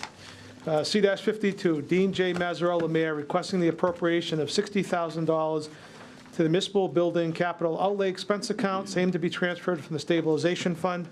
This is related to the boiler here at City Hall. Here we are. So this is, part of this is being done with grant money. There was a grant from Green Communities that was established in the amount of $250,000 for this work. So far, they've spent $845 on asbestos analysis, $4,725 to remove the asbestos, and $24,500 for design of the boiler replacement. The firm that designed the boiler replacement estimates the cost of the boiler to be approximately $270,000. So the $60,000 request is to put the city in the position to send this out to bid as soon as possible. I'm sure that Councilor Frida would appreciate that. I would have voted on an emergency preamble. They're hoping to have this project completed just in time for May 15th. So it would be my position, Mr. President, to grant C-52 and ask you to check with members of my committee. Thank you. I yield the floor to the clerk, Councilor Pauline Cormier. I agree. Third member, Councilor David Cormier. I also agree. Please requalify. Yes, Mr. President, the unanimous recommendation of finance is to grant C-52. Thank you, Mr. Chairman. Council, sir, the recommendation read to grant communication 52. Are there any comments or questions on the floor? If not, all those in favor of the recommendation, please indicate in the usual manner. Those opposed, by a vote of 9-0, communication 52 has been granted. Does the chairman have an order? Yes, Mr. President, in order that the sum of $60,000 be appropriated to the municipal building capital outlay expense account, same to be transferred from the stabilization fund. Move for the adoption of the order. Thank you, Mr. Chairman. Council, sir, the recommendation read. Are there any final comments or questions? If not, all those in favor of the recommendation, please indicate by saying yea. Yay. Those opposed, by a vote of 9-0, the order's been adopted. Thank you, Mr. Chairman. We'll now move on to communication 53. Is the chairman ready to report? Yes, Mr. President. C-53, Dean J. Mazzarella, Mayor, relative to the appropriation of $22,664 to the general fund various salary and wages account, as listed, same amount to be transferred from the collective bargaining expense account. This is related to a settlement with one of the unions. In particular, let's see if I've got these right. This one, the mayor has asked for further time on. Okay. Yep. Council, sir, the recommendation read for further time on communication 53. Are there any comments or questions on the floor? If not, all those in favor of the recommendation, please indicate in the usual manner. Those opposed, by a vote of 9-0, further time has been awarded. Communication 54, is the chairman ready to report? Yes, C-54, Dean J. Mazzarella, Mayor, relative to the appropriation of $12,250 to the mayor's salary and wages account, same amount to be transferred from the stabilization fund. You heard the mayor, he was down here earlier discussing this. We've received a letter to the city council which outlines a number of various tasks that his staff is responsible for or attends to on behalf of the city. He's looking to create or create a full-time position out of a part-time position. The amount sought is to buy them over for the rest of the fiscal year. If there's an appetite for it, I can read the various tasks with your discretion, Mr. President. Is there a question on that? Anybody need that read? If you could just provide a copy. Yeah, that'd be fine. the council has a copy of it, but as the Right. mayor indicated, there are a number of things ranging from constituent services to implementing a variety of city programs. I know from my historical research, which I am engaged in right now, that when the city had a budget of $20 million in 1981, the mayor's office had a staff of 2. So for my purposes, expanding the staff based on the current budget of the city and the responsibility of that office, I think is appropriate and reasonable. Would be my position to grant C-54. I'd ask you to check with members of my committee. Thank you. You have the floor to the clerk, Councilor Pauline Cormier. I just want to say I had the opportunity to spend some time in the mayor's office, and I fully support this. I see what they do, and they're all crossing over and covering what they can. I believe he needs another full-time person in that office. Thank you. Third member, Councilor David Cormier. I agree. Thank you. Mr. Chairman, please requalify. Yes, Mr. President. The MS recommendation of finance is to grant C-54. Councilors heard the recommendation read to grant communication 54. Are there any comments or questions on the floor? Councilor Shalfo Zephyr. Yep. Yeah, just to clarify that this is not, it's not an increase of one full-time position. It's an increase really in a half-time position because a part-time person is leaving. So the net effect is really just an additional half-time person. That's what I understood. Okay, right. No, but I just want to be clear about that for the public, Very good. for the public's knowledge. Okay, Thank thank you. you. Yep. Any other comments or questions? If not, all those in favor of the recommendation to grant communication 54, please indicate in the usual manner. Those opposed, by a vote of 9-0, communication 54 has been granted. Does the chairman have an order? Yes, Mr. President. Order that the sum of $12,250 be appropriated to the mayor salary and wages account, same to be transferred from the stabilization fund. Move for the adoption of the order. Thank you, Mr. Chairman. Councilors heard that recommendation read. Again, are there any final comments or questions? If not, all those in favor of the recommendation, please indicate by saying yea. Yay. Those opposed, by a vote of 9-0, the order's been adopted on communication 54. Thank you, Mr. Chairman. We'll now move on to communication 55. Are you ready to report? Yes, Mr. President. C-55, Dean J. Mazzarella, Mayor, relative to the appropriation of $100,000 to the police expense account, same to be transferred from the public police salary and wages account. We have a letter from the mayor, and accompanying that is a request from our police chief. The police expense account will fall short before the end of the fiscal year. This is due to the new hires in fiscal year 19. I did not make an appropriation request before sending the 10 recruits this year, as I have done in the past. I felt doing so this time of year would allow a more accurate request. Therefore, I am requesting a transfer from the stabilization to police expenses in the amount of $111,498.10. Attached to this letter is the line item breakdown of expenses, including firearms, bullet-resistant vests, tasers, tuition, and other equipment. I think what the police chief is getting at, we've had prior years where, unfortunately, we didn't get all of the people back in a uniform from the academy, and apparently took a more conservative approach this time around, and I would support this, Mr. President, and ask you to check with members of my committee. Thank you. I'll yield the floor to the clerk, Councilor Pauline Cormier. I agree. Third member, Councilor David Cormier. Yeah, I just want to make, a remark that I think he had asked for it out of the stabilization fund, but it was, apparently they must have found other money in another account to make it just an interdepartmental transfer. So Is that a question of the chair? So I'm assuming they're projecting savings in the police salary and wages account? They are, and we're going to get to that in a little while when we talk about overtime. Right. So, yeah, so I'm okay with it. It's just an interdepartmental transfer, that's all. Okay, thank you. Mr. Chairman, please requalify. Yes, Mr. President, the EMS recommendation of finance is to grant C-55. Thank you, Mr. Chairman. Councilors heard the recommendation read to grant communication 55. Are there any comments or questions on the floor? If not, all those in favor of the recommendation, please indicate in the usual manner. Those opposed, by a vote of 9-0.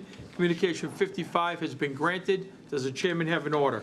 Yes, Mr. President, in order that the sum of $100,000 be appropriated to the police expense account, same to be transferred from the police salary and wages account. Move for the adoption of the order. Thank you, Mr. Chairman. Councilors heard that recommendation read. Again, are there any questions or comments on the floor? If not, all those in favor of the recommendation, please indicate by saying yea. Yay. Those opposed, by a vote of 9-0, the order's been adopted. Communication 55, thank you, Mr. Chairman. We'll now move on to Communication 56. Are you ready to report? Yes, Mr. President. C-56, Dean J. Mazzarella, Mayor, relative to the appropriation of $28,250 to the police salary and wages account. Same amount to be transferred from the collective bargaining expense account. Mr. President, this deals with the settlement with the dispatchers union. We have a breakdown, I think, of those expenses somewhere here.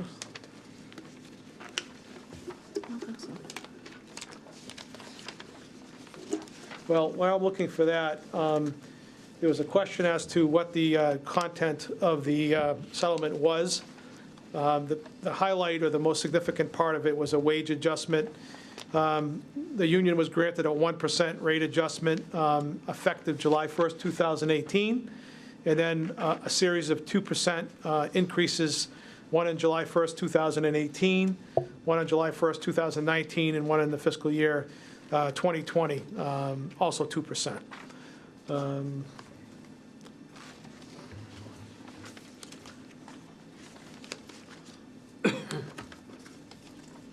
Take your time. Yeah,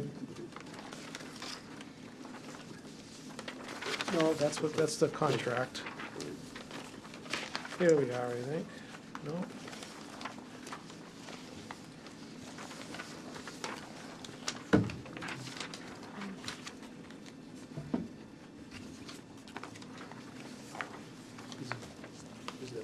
No?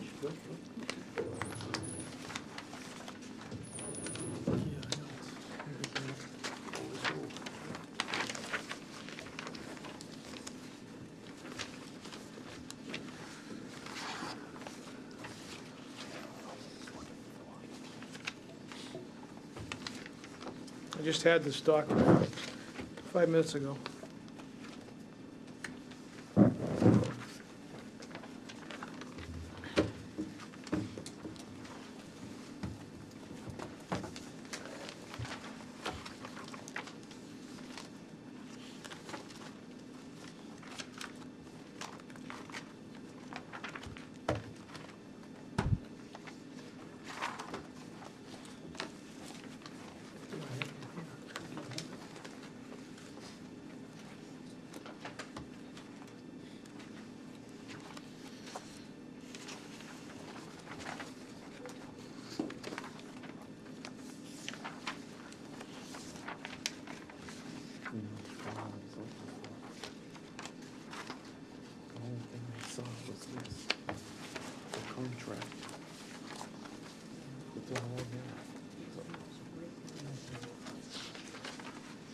Yeah, I think it was distributed to the council, if I'm not mistaken, I don't no? have it. I don't have it either. I don't have it. I don't, All right, I don't remember seeing it. just bear with me 1 second.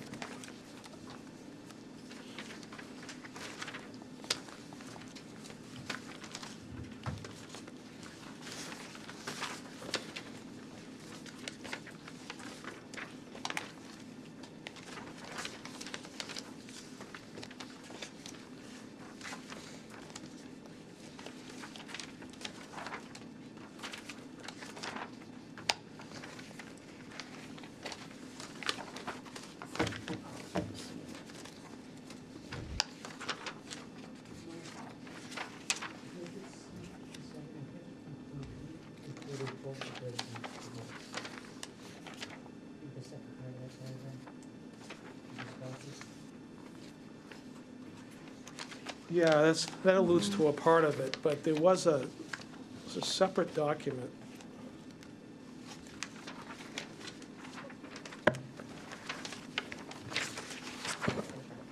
Let me just ask the council, do we need that specific information tonight?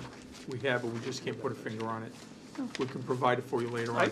Yeah, I Okay, could. let's forgive that this evening as far as having to deal with that. Your committee can go to the recommendations if you'd like. It consisted of an itemization of a number of items involving the new contract to carry us over to the end of the fiscal year to implement the contract, Okay, similar to the other one that was given further sure, time. sure.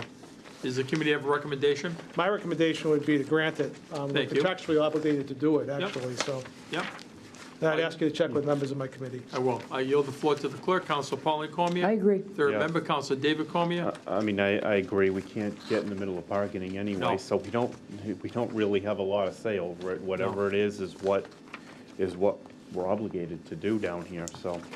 But I'd like to see it, though, if, when we, We'll get a copy at one point for you. Sure. For everyone. but I'm okay with it. Thank you, Mr. Chairman. Please requalify.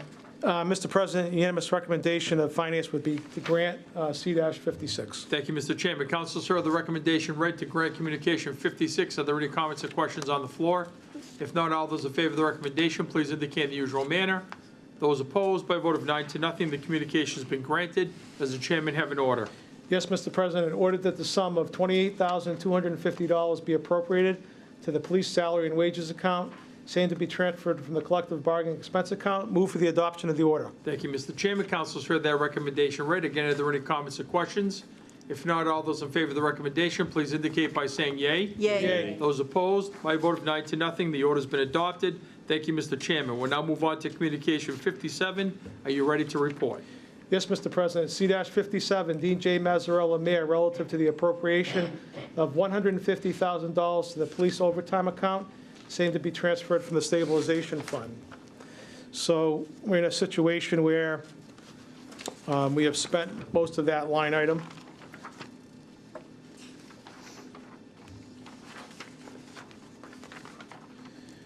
The original appropriation in that account was $416,000. We have transferred $174,204.71 for a total of $590,204.71, and we spent $580,567.77. So as you can see, most of the account is expended. The chief sent over a letter indicating, that they don't have a full complement of officers, that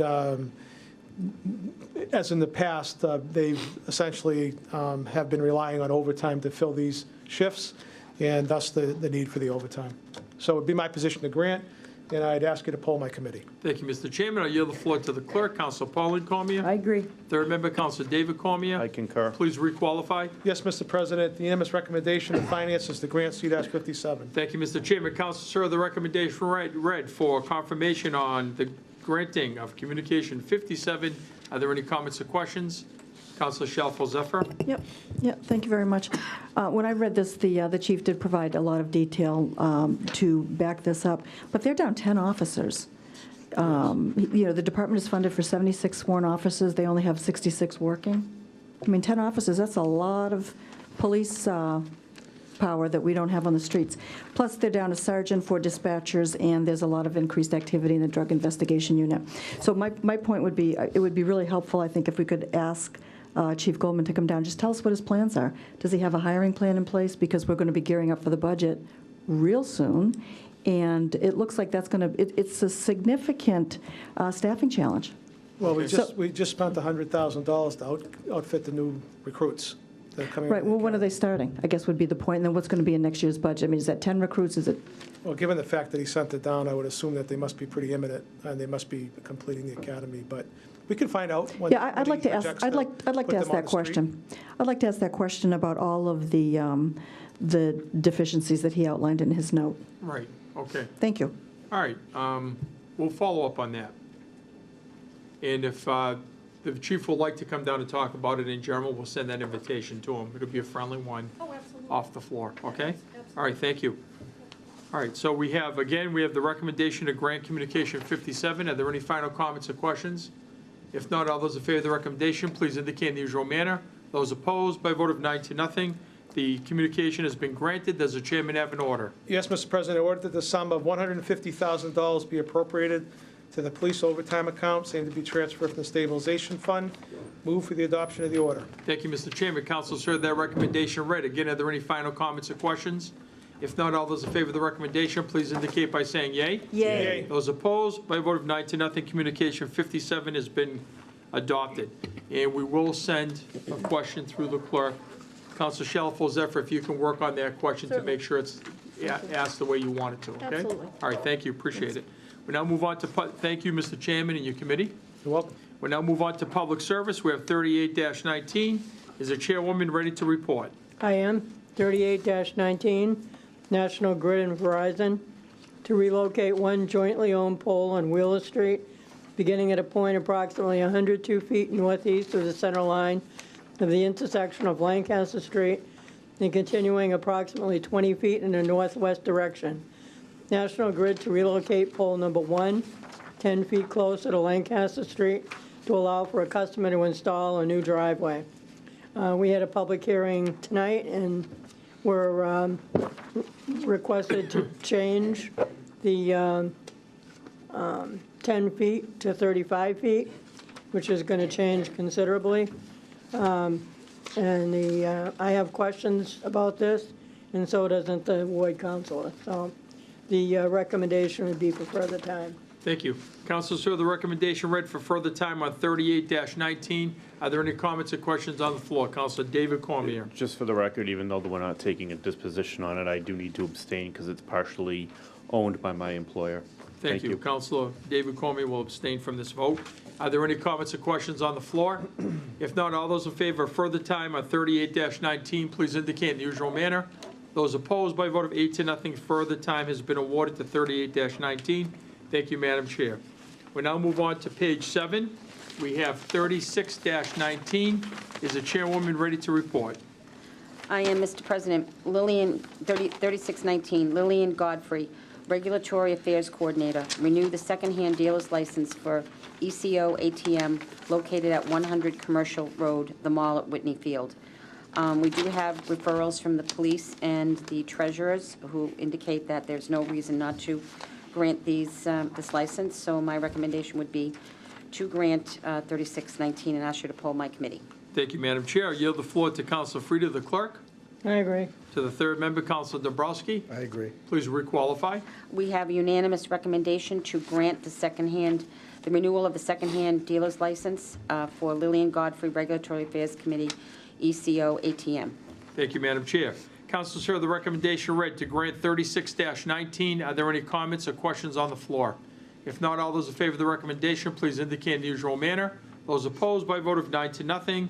36-19 has been granted. Thank you. We'll now move on to 37-19. Is the chairwoman ready to report? Yes, Mr. President, 3719, Dagan Inc., doing business as Hanush Jewelers. Renew the secondhand dealer's license for Hanush Jewelers located at 100 Commercial Road, the mall at Whitney Field. Again, we have referrals from the police and the treasurer's office. It indicates there's no reason to not renew this license, so my recommendation would be to grant the renewal of the secondhand license. I'll ask you to poll my committee. Thank you. I yield the floor to Councilor Frida. I agree. Councilor Dombrowski. I agree. Please requalify. We have a unanimous recommendation to renew the secondhand dealer's license for Dagan Inc., doing business as Hanush Jewelers. Thank you. Councilors heard the recommendation read to grant 37-19. Are there any comments or questions on the floor? If not, all those in favor of that recommendation, please indicate in the usual manner. Those opposed by a vote of 9-0. 37-19 has been granted. Thank you, Madam Chair. We'll now move on to 39-19. Are you ready to report? I am. 3919, a measure approving an exemption under General Law, Chapter 268A, Section 20B3, conflict of interest of Robert A. Damasio, contract for school department substitute teacher. So we do have that request from the mayor, and we have Mr. Damasio's conflict of interest disclosure form. He is a firefighter for the Leominster Fire Department. He would like to take on the position of substitute teacher. He indicates that it would not conflict with his firefighter position. He is a SAFE coordinator for LFD, and he has taught fire safety in the school system for 8 years. He feels that his experience will be beneficial as a substitute teacher. I believe that a Leominster School Department would benefit from Mr. Damasio becoming a substitute teacher, and certainly the Leominster School Department could need some good substitute teachers. So my recommendation would be to approve his exemption, and I'll ask you to go to my committee. Thank you. I yield the floor to the clerk, Councilor Frida. I kind of support this, and it's absolutely nothing against Mr. Damasio, but he's already in the schools for the SAFE program. He works at the fire department. Are we taking something away from someone who could actually be a substitute teacher? We'd be taking one of those spots away. So I don't know if I have a concern about that. I mean, he's already working for the fire department. He's already teaching the SAFE program in the schools. So I'd like to give this further time if we could, so that we can get some answers. I yield the floor to the third member, Councilor Dombrowski. No, I support it. Madam Chair, you have a recommendation. Please make it to the council. I do have a recommendation. We have a split of 2-to-1 recommendation to approve this. There's no such thing as a minority report under these rules. It automatically becomes the report. Yes, it's the report. You can refer to it. I know. Can I make a comment to Please. to You the have chair? the floor. It's your floor. To the chairwoman. I have taught as a substitute teacher, and I know that, and I mean, that was many years ago, but I feel as I'm of the opinion that the Leominster School Department needs substitute teachers. I mean, they are dying for substitute teachers. They don't pay them a lot of money, and, they're constantly calling around looking for somebody at the last minute.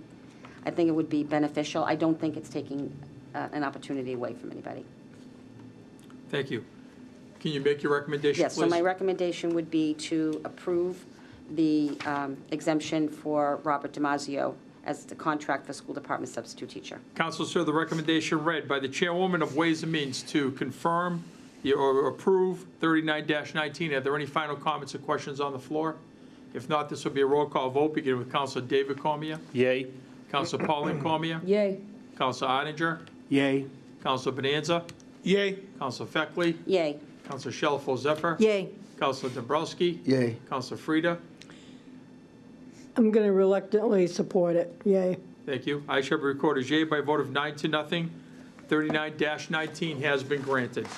We'll now move on to new business. We have 20-19. We have a first reading of the ordinance. Is the chairman ready to report? I am, Mr. President. Petition 2019, first reading of an ordinance, Elizabeth Wood, Planning and Development Director, to amend the zoning ordinance accordingly. Remove the section of Article 1322-71.1 that states, signs may not extend above the building's roof line and/or the wall upon which the sign is located. This contradicts Section 22-71.9.1 that covers sign height and states that a sign may extend 8 feet above the roof line. The actual ordinance would read, an ordinance amending Chapter 22 of the revised ordinances entitled Zoning, be it ordained by the City Council of the City of Leominster as follows. Section 22-71.1 of the revised ordinances entitled Sign Location is hereby amended by deleting the following text. Signs may not extend above the building's roof line and/or the wall upon which the sign is located. My recommendation is to adopt the first reading of the ordinance, and I'd ask you to poll my committee. I yield the floor to the second member, Councilor Frida. I support that. Third member, Councilor Bonanza. I'm supporting it, too. Please requalify. Unanimous recommendation of Legal Affairs is to adopt the first reading of the ordinance. Thank you, Mr. Chairman. Council, sir, the recommendation read to adopt the first reading of the ordinance of 20-19. Are there any comments or questions on the floor? If not, this will be a roll call vote, beginning with Councilor David Cormier. Yay. Councilor Pauline Cormier. Yay. Councilor Oettinger. Yay. Councilor Bonanza. Yay. Councilor Feckley. Yay. Councilor Shalfo Zephyr. Yay. Councilor Dombrowski. Yay. Councilor Frida. Yay. I shall record as yea by a vote of 9-0. The first reading has been adopted. Thank you. We'll now move on to 27-19. Is the chairman ready to report? I am, Mr. President. I want to preface my comments by stating that we have a number of stop sign first readings on the agenda tonight. We did receive a recommendation from Lieutenant Aaron Kennedy of the Leominster Police Department, where he supported all of the ordinances. Thank you. So, petition 2719, first reading of an ordinance, Mark C. Bedanza, Esquire, to amend section 13-77 stop signs of the Leominster Municipal Code by adding a stop sign for northbound traffic on Crochy Lane at the intersection of Woodside Avenue. In the ordinance, the first reading, an ordinance amending Chapter 13 of the revised ordinances entitled Motor Vehicles and Traffic, be it ordained by the City Council of the City of Leominster as follows. Section 13-77 of the revised ordinances entitled Stop Signs is hereby amended by inserting the following. Crochy Lane against northbound drivers at Woodside Avenue. My recommendation is to adopt the first reading of the ordinance. I'd ask you to poll my committee. Thank you, Mr. Chairman. I yield the floor to the clerk, Councilor Frida. I support that. Third member, Councilor Bonanza. I support it. Mr. Chairman, please requalify. Unanimous recommendation of the Legal Affairs Committee is to adopt the first reading of the ordinance. Thank you, Mr. Chairman. Council, sir, that recommendation read. Are there any comments or questions on the floor? If not, this will be a roll call vote, beginning with Councilor Frida. Yay. Councilor Dombrowski. Yay. Councilor Shalfo Zephyr. Yay. Councilor Feckley. Yay. Councilor Bonanza. Yay. Councilor Oettinger. Yay. Councilor Pauline Cormier. Yay. Councilor David Cormier. Yay. I shall be recorded as yea by a vote of 9-0. The first reading has been adopted on 27-19. Thank you, Mr. Chairman. We now move on to 28-19. Is the chairman ready to report? I am, Mr. President. Petition 2819, first reading of an ordinance. Mark C. Bedanza, Esquire, to amend Section 13-77 stop signs of the Leominster Municipal Code by adding a stop sign for northbound traffic on Old Brook Road at the intersection of Woodside Avenue. And again, the first reading is an ordinance amending Chapter 13 of the revised ordinances entitled Motor Vehicles and Traffic, be it ordained by the City Council of the City of Leominster as follows. Section 13-77 of the revised ordinances entitled Stop Signs is hereby amended by inserting the following. Old Brook Road against northbound drivers at Woodside Avenue. My recommendation is to adopt the first reading, and I would again ask you to poll my committee. Thank you, Mr. Chairman. I yield the floor to the clerk, Councilor Frida. support that. Third member, Councilor Bonanza. I'm in support. Please requalify, Mr. Chairman. Unanimous recommendation is to adopt the first reading of the ordinance. Thank you, Mr. Chairman. Councilors heard the recommendation read to adopt the first reading of the ordinance for 28-19. Are there any comments or questions on the floor? If not, this will be a roll call vote, beginning with Councilor David Cormier. Yay. Councilor Pauline Cormier. Yay. Councilor Odenger. Yay. Councilor Bonanza. Yay. Councilor Feckley. Yay. Councilor Shalfo Zephyr. Yay. Councilor Dobrowski. Yay. Councilor Frida. Yay. I shall record as yay by a vote of 9-0. 28-19's first reading has been adopted. Thank you very much. We now move on to 29-19. Is the chairman ready to report? I am, Mr. President. Petition 29-19, first reading of an ordinance. David R. Cormier. Install a stop sign on Hawthorne Road against southbound drivers at Grant Street. And the first reading is as follows. An ordinance amending Chapter 13 of the revised ordinances entitled Motor Vehicles and Traffic, be it ordained by the City Council of the City of Leominster as follows. Section 13-77 of the revised ordinances entitled Stop Signs is hereby amended by inserting the following. Hawthorne Road against southbound drivers at Grant Street. My recommendation, Mr. President, is to adopt the first reading of the ordinance. I'd ask you to poll my committee. Thank you, Mr. Chairman. I yield the floor to the clerk, Councilor Frida. I agree. Third member, Councilor Bonanza. I agree. Mr. Chairman, please requalify. Unanimous recommendation of Legal Affairs is to adopt the first reading of the ordinance. Thank you, Mr. Chairman. Councilors heard the recommendation read to adopt the first reading of the ordinance of petition 29-19. Are there any comments or questions on the floor? If not, this will be a roll call vote, beginning with Councilor Frida. Yay. Councilor Dobrowski. Yay. Councilor Shalfo Zephyr. Yay. Councilor Feckley. Yay. Councilor Bonanza. Yay. Councilor Odenger. Yay. Councilor Pauline Cormier. Yay. Councilor David Cormier. Yay. I shall be recorded as yay by a vote of 9-0. The first reading of 29-19 has been granted. Thank you, Mr. Chairman. We're now on page 8. We have 30-19 in front of us. Is the chairman ready to report? I am, Mr. President. Petition 30-19, first reading of an ordinance. David R. Cormier, install a stop sign on Hawthorne Road against northbound drivers at Queens Road. This ordinance is as follows. An ordinance amending Chapter 13 of the revised ordinances entitled Motor Vehicles and Traffic, be it ordained by the City Council of the City of Leominster as follows. Section 13-77 of the revised ordinances entitled Stop Signs is hereby amended by inserting the following. Hawthorne Road against northbound drivers at Queens Road. My recommendation is to adopt the first reading. I'd ask you to poll my committee. Thank you, Mr. Chairman. I yield the floor to the clerk, Councilor Frida. I support it. Third member, Councilor Bonanza. I support it. Mr. Chairman, please requalify. Unanimous recommendation of the Legal Affairs Committee is to adopt the first reading of the ordinance. Thank you, Mr. Chairman. Councilors heard the recommendation read to adopt the first reading of the ordinance of petition 30-19. Are there any comments or questions on the floor? If not, this will be a roll call vote, beginning with Councilor David Cormier. Yay. Councilor Pauline Cormier. Yay. Councilor Odenger. Yay. Councilor Bonanza. Yay. Councilor Feckley. Yay. Councilor Shalfo Zephyr. Yay. Councilor Dobrowski. Yay. Councilor Frida. Yay. I shall be recorded as yay by a vote of 9-0. 30-19's first reading has been adopted. Thank you, Mr. Chairman. We now move on to 31-19. Are you ready to report? I am, Mr. President. Petition 31-19, first reading of an ordinance. David R. Cormier, install a stop sign on Iris Road against northeastbound drivers at Grant Street. This ordinance reads as follows. An ordinance amending Chapter 13 of the revised ordinances entitled Motor Vehicles and Traffic, be it ordained by the City Council of the City of Leominster as follows. Section 13-77 of the revised ordinances entitled Stop Signs is hereby amended by inserting the following. Iris Road against northeastbound drivers at Grant Street. Again, my recommendation is to adopt the first reading of the ordinance. I'd ask you to poll my committee. Thank you, Mr. Chairman. I will yield the floor to the clerk, Councilor Frida. I'm in support. Third member, Councilor Bonanza. I'm in support. Mr. Chairman, please requalify. The unanimous recommendation is to adopt the first reading of the ordinance. Thank you, Mr. Chairman. Councilors heard the recommendation read to adopt the first reading of the ordinance on petition 31-19. Are there any comments or questions on the floor? If not, this will be a roll call vote, beginning with Councilor Frida. Yay. Councilor Dabrowski. Yay. Councilor Shalfo Zephyr. Yay. Councilor Feckley. Yay. Councilor Bonanza. Yay. Councilor Arndinger. Yay. Councilor Pauline Cormier. Yay. Councilor David Cormier. Yay. I shall be recorded as yea by a vote of 9-0. The first reading of 31-19 has been adopted. Thank you, Mr. Chairman. We now move on to 32-19. Are you ready to report? I am, Mr. President. Petition 32-19, first reading of an ordinance. Caitlin Huffman, City Clerk.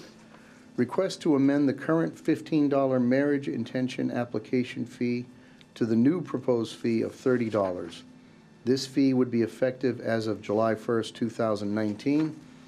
And the ordinance reads as follows: an ordinance amending Chapter 12 of the revised ordinances entitled Licenses. Be it ordained by the City Council of the City of Leominster as follows. Chapter 12, Section 12-2 of the revised ordinances entitled Fees Schedule is hereby amended by inserting the following in place of item 37. For entering notice of intention of marriage and issuing certificates thereof, $30. My recommendation is to adopt the first reading. I'd ask you to poll my committee once again. Thank you. I yield the floor to the clerk, Councilor Frida. I agree. Third member, Councilor Bonanza. I'm in support. Mr. Chairman, please requalify. Unanimous recommendation of the Legal Affairs Committee is to adopt the first reading of the ordinance. Thank you, Mr. Chairman. Councilors heard the recommendation read to adopt the first reading of the ordinance on petition 32-19. Are there any comments or questions on the floor? If not, this would be a roll call vote, beginning with Councilor David Cormier. Yay. Councilor Pauline Cormier. Yay. Councilor Arndinger. Yay. Councilor Bonanza. Yay. Councilor Feckley. Yay. Councilor Shalfo Zephyr. Yay. Councilor Dabrowski. Yay. Councilor Frida. Yay. I shall be recorded as yea by a vote of 9-0. 32-19's first reading has been adopted. Thank you. We'll now move on to 33-19. Is the chairman ready to report? I am, Mr. President. Petition 33-19, first reading of an ordinance. Caitlin Huffman, City Clerk. Request to amend the revised ordinances, Chapter 12, Article 1, Section 12-2, Number 52, dog licenses, to include a new fee to read service dogs, no fee. This ordinance would read as follows: an ordinance amending Chapter 12 of the revised ordinances entitled Licenses. Be it ordained by the City Council of the City of Leominster as follows. Chapter 12, Section 12-2 of the revised ordinances entitled Fees Schedule is hereby amended by inserting the following text in item 52. Dog licenses, service dogs, no fee. My recommendation is to adopt the first reading of the ordinance. I'd ask you to poll my committee once again. Thank you, Mr. Chairman. I yield the floor to the clerk, Councilor Frida. I support it. Third member, Councilor Bonanza. I support it as well. Thank you. Mr. Chairman, please requalify. Unanimous recommendation is to adopt the first reading of the ordinance. Thank you, Mr. Chairman. Councilors heard the recommendation read. Are there any comments or questions on the floor? This will be a roll call vote, beginning with Councilor Frida. Yay. Councilor Dabrowski. Yay. Councilor Shalfo Zephyr. Yay. Councilor Feckley. Yay. Councilor Bonanza. Yay. Councilor Arndinger. Yay. Councilor Pauline Cormier. Yay. Councilor David Cormier. Yay. I shall be recorded as yea by a vote of 9-0. 33-19's first reading has been adopted. Thank you, Mr. Chairman. And the last one before you tonight, 34-19. Are you ready to report? I am, Mr. President. Petition 34-19, first reading of an ordinance. Caitlin Huffman, City Clerk. Request to amend the revised ordinances, Chapter 2, Article 2, Section 2-9, letter P. I did read this ordinance at the public hearing. I don't know if I have to read it again. I do? You do. Yeah. Okay.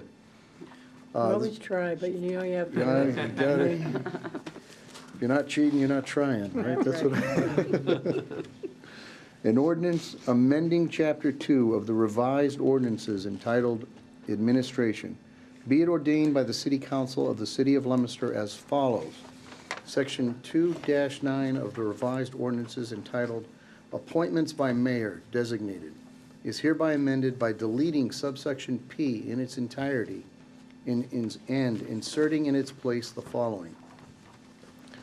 The mayor shall annually, not earlier than July 15th nor later than August 15th, appoint as election officers for each voting precinct 1 warden, 1 deputy warden, 1 clerk, 1 deputy clerk, 4 inspectors, and 4 deputy inspectors, who shall, at the time of their appointment, be enrolled voters in the Commonwealth, except as provided in General Laws, Chapter 54, Section 11B. Provided, however, that the city may request the state secretary for a waiver to allow the city to appoint fewer election officers than specified in this section. The mayor may, in like manner, additionally appoint 2 inspectors and 2 deputy inspectors and such additional inspectors to count and tabulate the votes as he may deem necessary.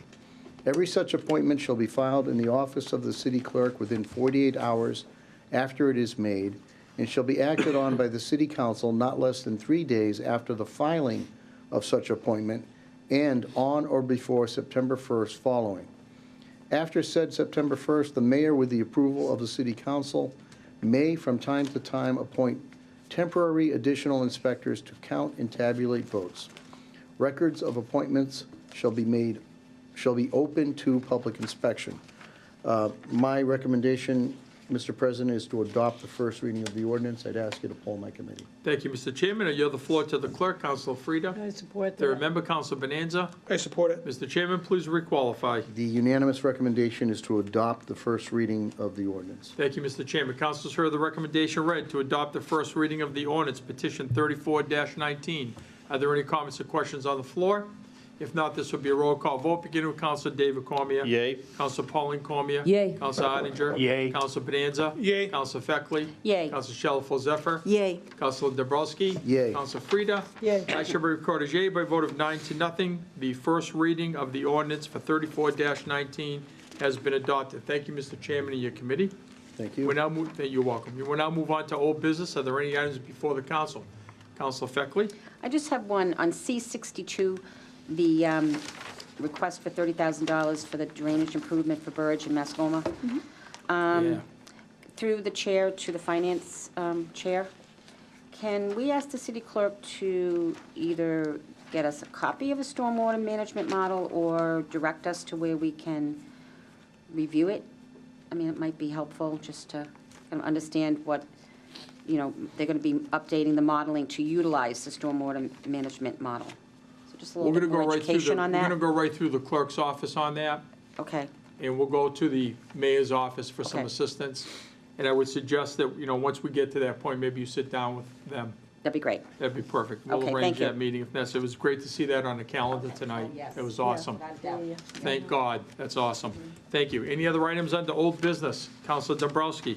Mr. President, on Communication 59, if I could just ask the clerk to give Legal Affairs 10 minutes before the start of the public hearings at the next council meeting, and I just want to make sure that's okay with my committee. That would be an established subcommittee meeting? Yes. Does it work, Councilor Frida? Councilor Bonanza, all set? Perfect. Okay, Okay, thank you. great. So we'll set that up. Perfect.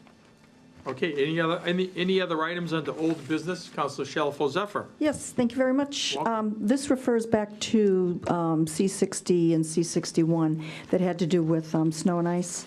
60 and 61, right, to the appropriation of snow and ice expense account.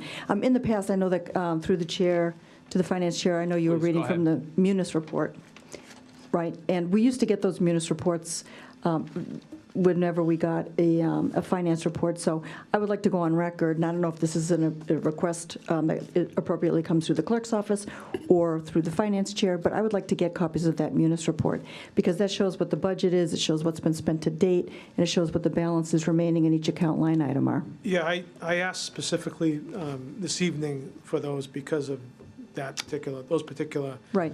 communications, but I think maybe if we could ask through the clerk's office Right. Yep. to check with the comptroller. He has suggested to me to the past that you can access that as well. So I don't know, maybe if you meet with him, we can get this squared away once and for all, because I do think it's appropriate for us to have that. No each question. meeting. It's a good update where we're at. We used to always get it. It was Yeah. routine. It always came with the finance report. So that would be helpful, thanks. I just have to adjust my permissions with Munis, there's an issue, and then I can do that. Okay. Thank you. All right, great. So if we have to access it online, just give us the road map, okay? Yeah, it's All right. online, I'll print it. Okay, all right, good. Thank you. Thank you. Any other items under old business? Okay, we'll now move on to community, I'm sorry, I didn't do anything on the new, Actually, I do have yeah, one go ahead, item. because I didn't mention new business earlier, so I apologize. Yeah, I have an old business one that. So old or new, we're still open for whatever you need to do, I have an old okay? business one. Go ahead, you have the floor, Counselor. Okay, this is on our prior agenda, C-50. It was a communication that we approved, transferring $81,000 to the highway expense account. Yep. From the stabilization fund. Councilor Shalfo Zephyr had asked for some additional breakdown, even though we approved the amount. And there were some rather broad categories. For example, one of them was construction, $20,000. I have gotten some additional information from the DPW on that. That $20,000 is further broken down to trench boxes, which are used for piping, in the amount of $5,000, a cemetery trench box for $5,000, road signs, $2,500, saw and water control, $1,500, vehicle log books, what they have to have for DOT, $500, and BPP shots, whatever those are, for $5,500. There was an item for maintenance shop, $25,000. Of that, he broke it down further. Ventilation system was being installed for $15,000. Fireproof cabinets, $5,000. Oxy and acetylene storage for $2,500, and a new hoist in Bay 6 for $2,500. There were building upgrades of $15,000, and he gave me some further breakdown on that. Wash bay balcony, $9,100. Sprinkler system repair, $700, and disinfectant and pest control, $5,200. So hopefully that helps a bit. You know, it does, through the chair to the finance chair. I mean, that's a lot of money. You know, it was an $80,000 expenditure. And I think maybe what we should do is talk about a minimum level of detail that should come down with requests or communications for any kind of appropriation. I mean, we need the detail. A lot of times the DPW, for example, they do have quotes. You know, just attach the quote, this is what it's for, give us some information. But I think at a minimum, we should have, you know, at least some detail. If a quote exists, the quote should be attached. I understand. Thank you. Yep. Okay, all right, thank you. Yes, Counselor Pauline Cormier. I would like to just quickly refer back to C-63, which was the request for the appropriation of $475,000 for the sidewalk expense Page account. 4. On page 4, Counselor Cormier to my right had requested a little more information on which sidewalks that would involve. There is it was on the back side of that communication. That does have a list, and it does have a breakdown of what sidewalks they expect to be able to do with that appropriation. Were those the ones in connection with the letter that they're asking for on Viscaloid, or were those others? No, these were others? different. Yeah. And it also includes the steps at the Gallagher building steps, so. Okay, so we should all have a copy of that. If not, we'll make another copy for you, all right? Thank you Okay, very thank much. you very much. The backside. Okay, good. Any other items under old business? Council Frida? Yeah, Or new business, either or. I wasn't able to make the rail trail meeting, but I did get a couple of phone calls from people who indicated that the original plan that they were told, it's along the Doyle Field Right. line. When Lisa Maroney was there, they were told one thing, fences and protection from the trail, and DOT seemed to think that wasn't going to happen. So I'm concerned that we voted for money based on a plan, and now some of these abutters are not going to have the protection of the trail going by them with paved trail. I mean, it's a great, I support the rail trail, but I think we need to make sure that what people signed on to in the beginning is still what they will get. So, I did ask Nikki Peters to give me a little update on that, and we'll see what happens with it. Okay, perfect. Well, let's connect on that, all right? Council, you and I will connect on that. All right, good. Any other items under old or new business? Councilor Shalfo Zephyr? Yep, just briefly, I did attend, through the chair to the at-large council, I did attend the rail trail meeting, and The design plans, I think, are 25% done, and they expect to have them completed in April. So, and there were abutters, particularly there were a few from Doyle Field in that area, I think there were 3 of them, who got up and had really serious concerns. So it would, I think a good exercise would be to look at, whatever the prior plan was that we actually did approve the funding for versus what Mass DOT is working with now, because I think that there were some changes that really do impact people where they live. Right, thank you. Yep. Okay. Any other items into old or new business? If not, community calendar, any items? Council Frida? I have a few. All right, take your time. I just wanted to mention last Wednesday, there was a little ceremony at Sunrise Assisted Living. I don't know if everyone's aware of the fact that they bought a new van for the residents, and they donated their old van to emergency management. And it's an incredible, the emergency management redid the entire van. It's incredible what they did.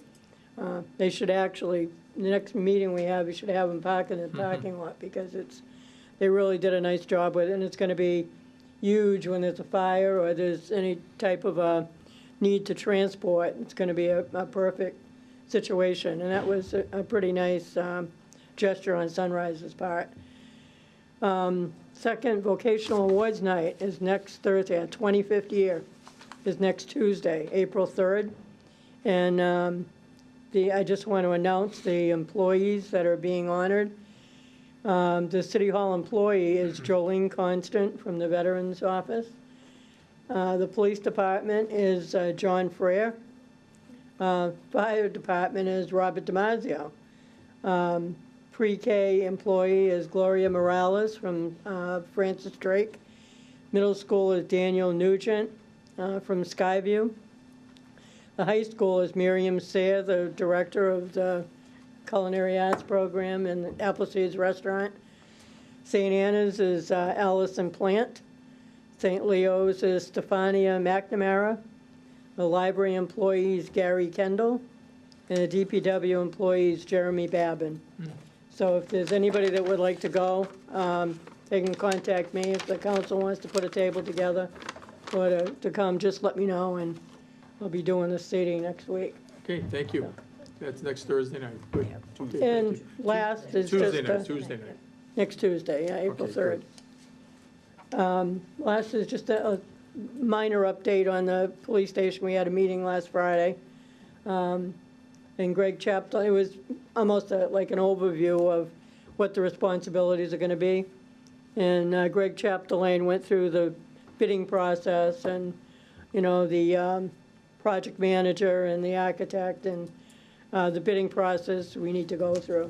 So it was more organizational as far as what we have to do in terms of getting the people on board. So he's in the process of doing most of that, getting that information together for the bid process. And I'm sure the next one will have more information, but Okay, good. at number one. Okay, thank you. Any other items? We under- also, Go ahead. we also, the mayor asked me to get a copy of the ordinance, which the clerks were good at getting, for the demolition ordinance that we put in through the Historical Commission with the Lincoln School. We're not sure whether that's got any historical significance or whether there'll be a 6-month delay on that or not. So I just got the ordinance tonight, so we'll be looking into that as well. Okay, thank you. Any other items on the community calendar? Yeah, Counselor? if I may, just, where and when was that meeting? Where are you generally having them and when? Through the chair, Please. 7:30 Friday morning. Oh, okay. And is it, through the chair, is there a date for the next one? I'm sorry? Is there a date set for the next one yet? No, there isn't. I Okay. think it's going to be when Greg gets all the information together. Okay, Then there'll be a calendar of dates, okay, once we know how to proceed forward. all right, thank Okay, you. thank you. Any other items under community calendar? Okay, we're good. Have a great evening. I'm sorry. Just a reminder to do your RSVPs by Wednesday for the Tri-City Council dinner. That's April 10th. Okay, very good. The meeting is over. Thank you. Yeah. Thank you very much.